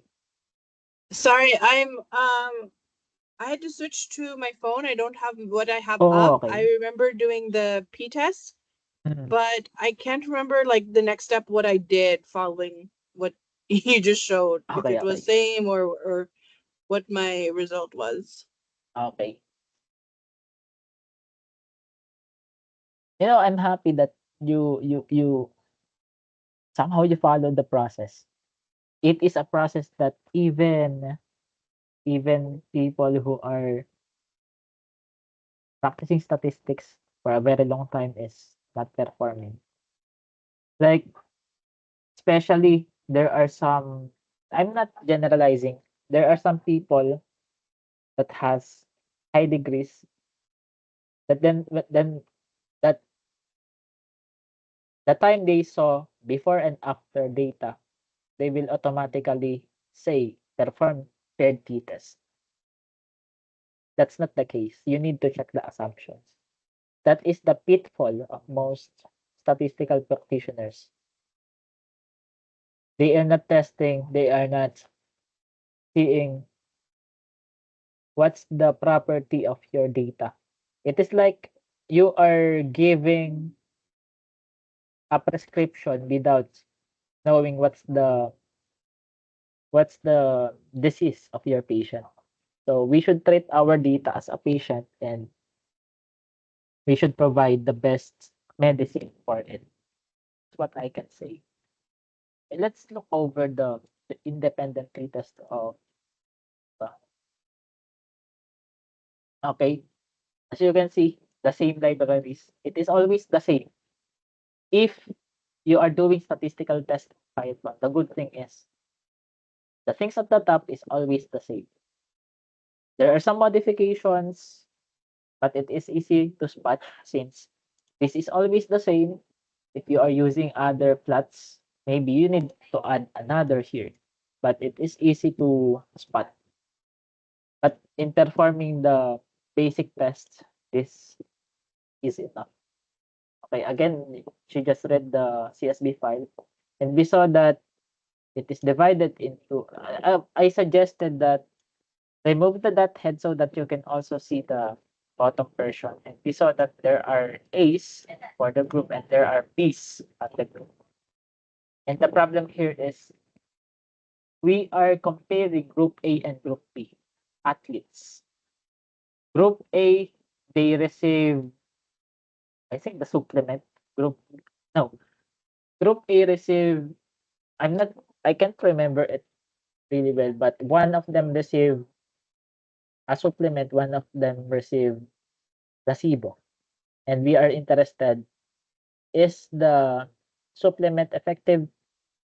Okay, is the supplement effective? That's the problem. And the process here in independent t-test, since you are comparing two groups, we are checking the assumptions on the different groups. And there are only two major tests for this. Two major checklists. First, both of them should be normally distributed. Group A and Group B should be normally distributed. And the second one is the variance of Group A should be equal to variance of Group B. It means homogeneity of variances. That is for the limits test. So the test for this is the Shapiro-Wilk. You applied it for A and B groups. Okay. And also the Levin's test. And based on the result, you have non-normal data. Your data is not normally distributed. Your group A is less than 0.05 in terms of the p-value, meaning it doesn't follow normal distribution. As soon as you conclude that your data does not follow normal distribution, you can use the non-parametric test. But of course, this is not the way we do it. But noticing it, I saw the graph of Hasiba that it is just being distorted. But the process is for the normality, assess first the visual inspection, test the first histograms, QQ plot, and then paired with this. Okay, normality. But I think based on the histogram and QQ plot, it's not normal. So here we are safe to say that based on the results, this is a good way of documenting your result. What I said to Hasiba is if you can write it in the most detailed as possible, it's great. It's good because it would help you a lot when you are on the writing part. Like you will report it. Says that based on the results of the normality tests and homogeneity of variances, this is the Levin's test. The appropriate statistical test would be Mann-Whitney test. Why? This is because group B does not follow normal distribution. Even though group B follows normal distribution, what I said on the file that I shared to you, at least one of the groups does not follow normal distribution, proceed to the Mann-Whitney test. Even if the variances are equal, doesn't matter. As long as you concluded that one of the groups is not normally distributed, use the non-parametric counterpart. And in this case, this is Mann-Whitney test. So Mann-Whitney test, as you can see, its p-value is 12 zeros before you see 8. That is very small compared to p-value less than 0.05. So our conclusion should be, since the p-value is less than 0.05, to reject null hypothesis, this confirms that there is a significant difference between the athletic performance scores between group that received supplement and group that received placebo. In line with that, we can safely conclude that the supplement is effective to improve athletic performance. So, using statistical tests, we come up with that reliable, and we can be more confident. We are more confident on the results that we have. Okay. Any questions? Sentiments, Grace and Jeff? Because the last time I already heard Asiba. But for me, on this mock exam, even if you just presented me this type of analysis and include there the simple descriptions of what's your findings, even if the findings are trivial, if you, I prefer to see it also. If you submitted that kind of mock exam test, I will give you already a high score. And I suggest for the exam of Serja, document everything. Like you perform test of normality, explain it clearly, discuss it. Upon performing test of normality through visual inspection and Shapiro work, we can safely say that the data is not normally distributed, and then propose your evidences. It's because the histogram looks like tilted bell shape that is very low or very, very high. Or the QQ plot points does not hit straight line. And the p-value for the Shapiro curve is less than 0.05. That's the grounds that we say our data is not normally distributed. So the things that you are saying on your mind, put it on the report. Okay. It's really a part of the process. I know someone from the working for the government in the Philippines, working for the Department of Science and Technology, and he is part of a research team on that. His team consists of data scientists, but he is the statistician. So for those statistical analysis, he is in charge, but for bigger data sets, the data scientist is the one that is in charge. But in terms of hypothesis testing, such as conducting t-tests, dependent t-tests, both of them has the same goals. Like either one of them can conduct those tests, and one is just to verify the result.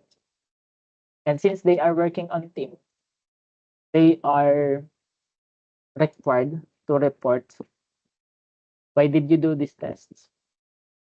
What is the findings after you did that test? What are the data preparations that you performed prior these tests? So everything is listed. And that listing of the details is very helpful for those who will actually edit the report.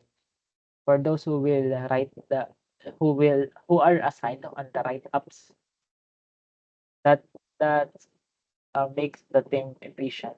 So he's telling me that some of the projects that are designed to be finished for 3 months, they can do it in 1.5 months because of that system. That on every step they are making sure that the next one who will handle their work will find it easier to understand, so that it will eliminate the stress of the next people who received your data set will go back to you and will ask you, what's the meaning of this? What's the meaning of that? So that is an additional time for you to handle, that you need to accommodate their questions. It's better that at the beginning you already stated all of the possible things that they might need to know, so that when you pass them the results, they will not go back to you. And of course, since your role is already done, it would be you can use your time in something that is more productive, something that is more important to you, than by answering questions again and again. That's one of the struggles of statisticians. Like after they ask the question, after a couple of days, they will message you again asking, what's the meaning of this? What's the meaning of that? Even though you already explained it to them. So that's why it's better if you will make it in detail. Okay, so any concerns, any questions? Tomorrow we'll have those 3 tests that we have.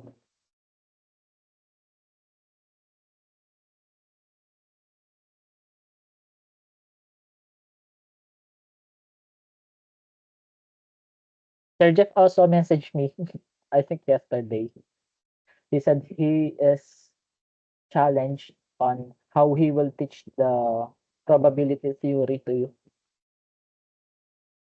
because it is so hard to compress everything in a short span of time. But on our lab sessions, we will not focus on that. We'll focus on the application, on the actual tests. Okay. What are we practicing for tomorrow again? Let me type it in the chat box. So that we will practice chi-square test of independence, one sample t-tests, and also one way analysis of variance. I also prepared like some word problems for that, in which we will, based from that word problem, we will interpret everything in the context of that problem.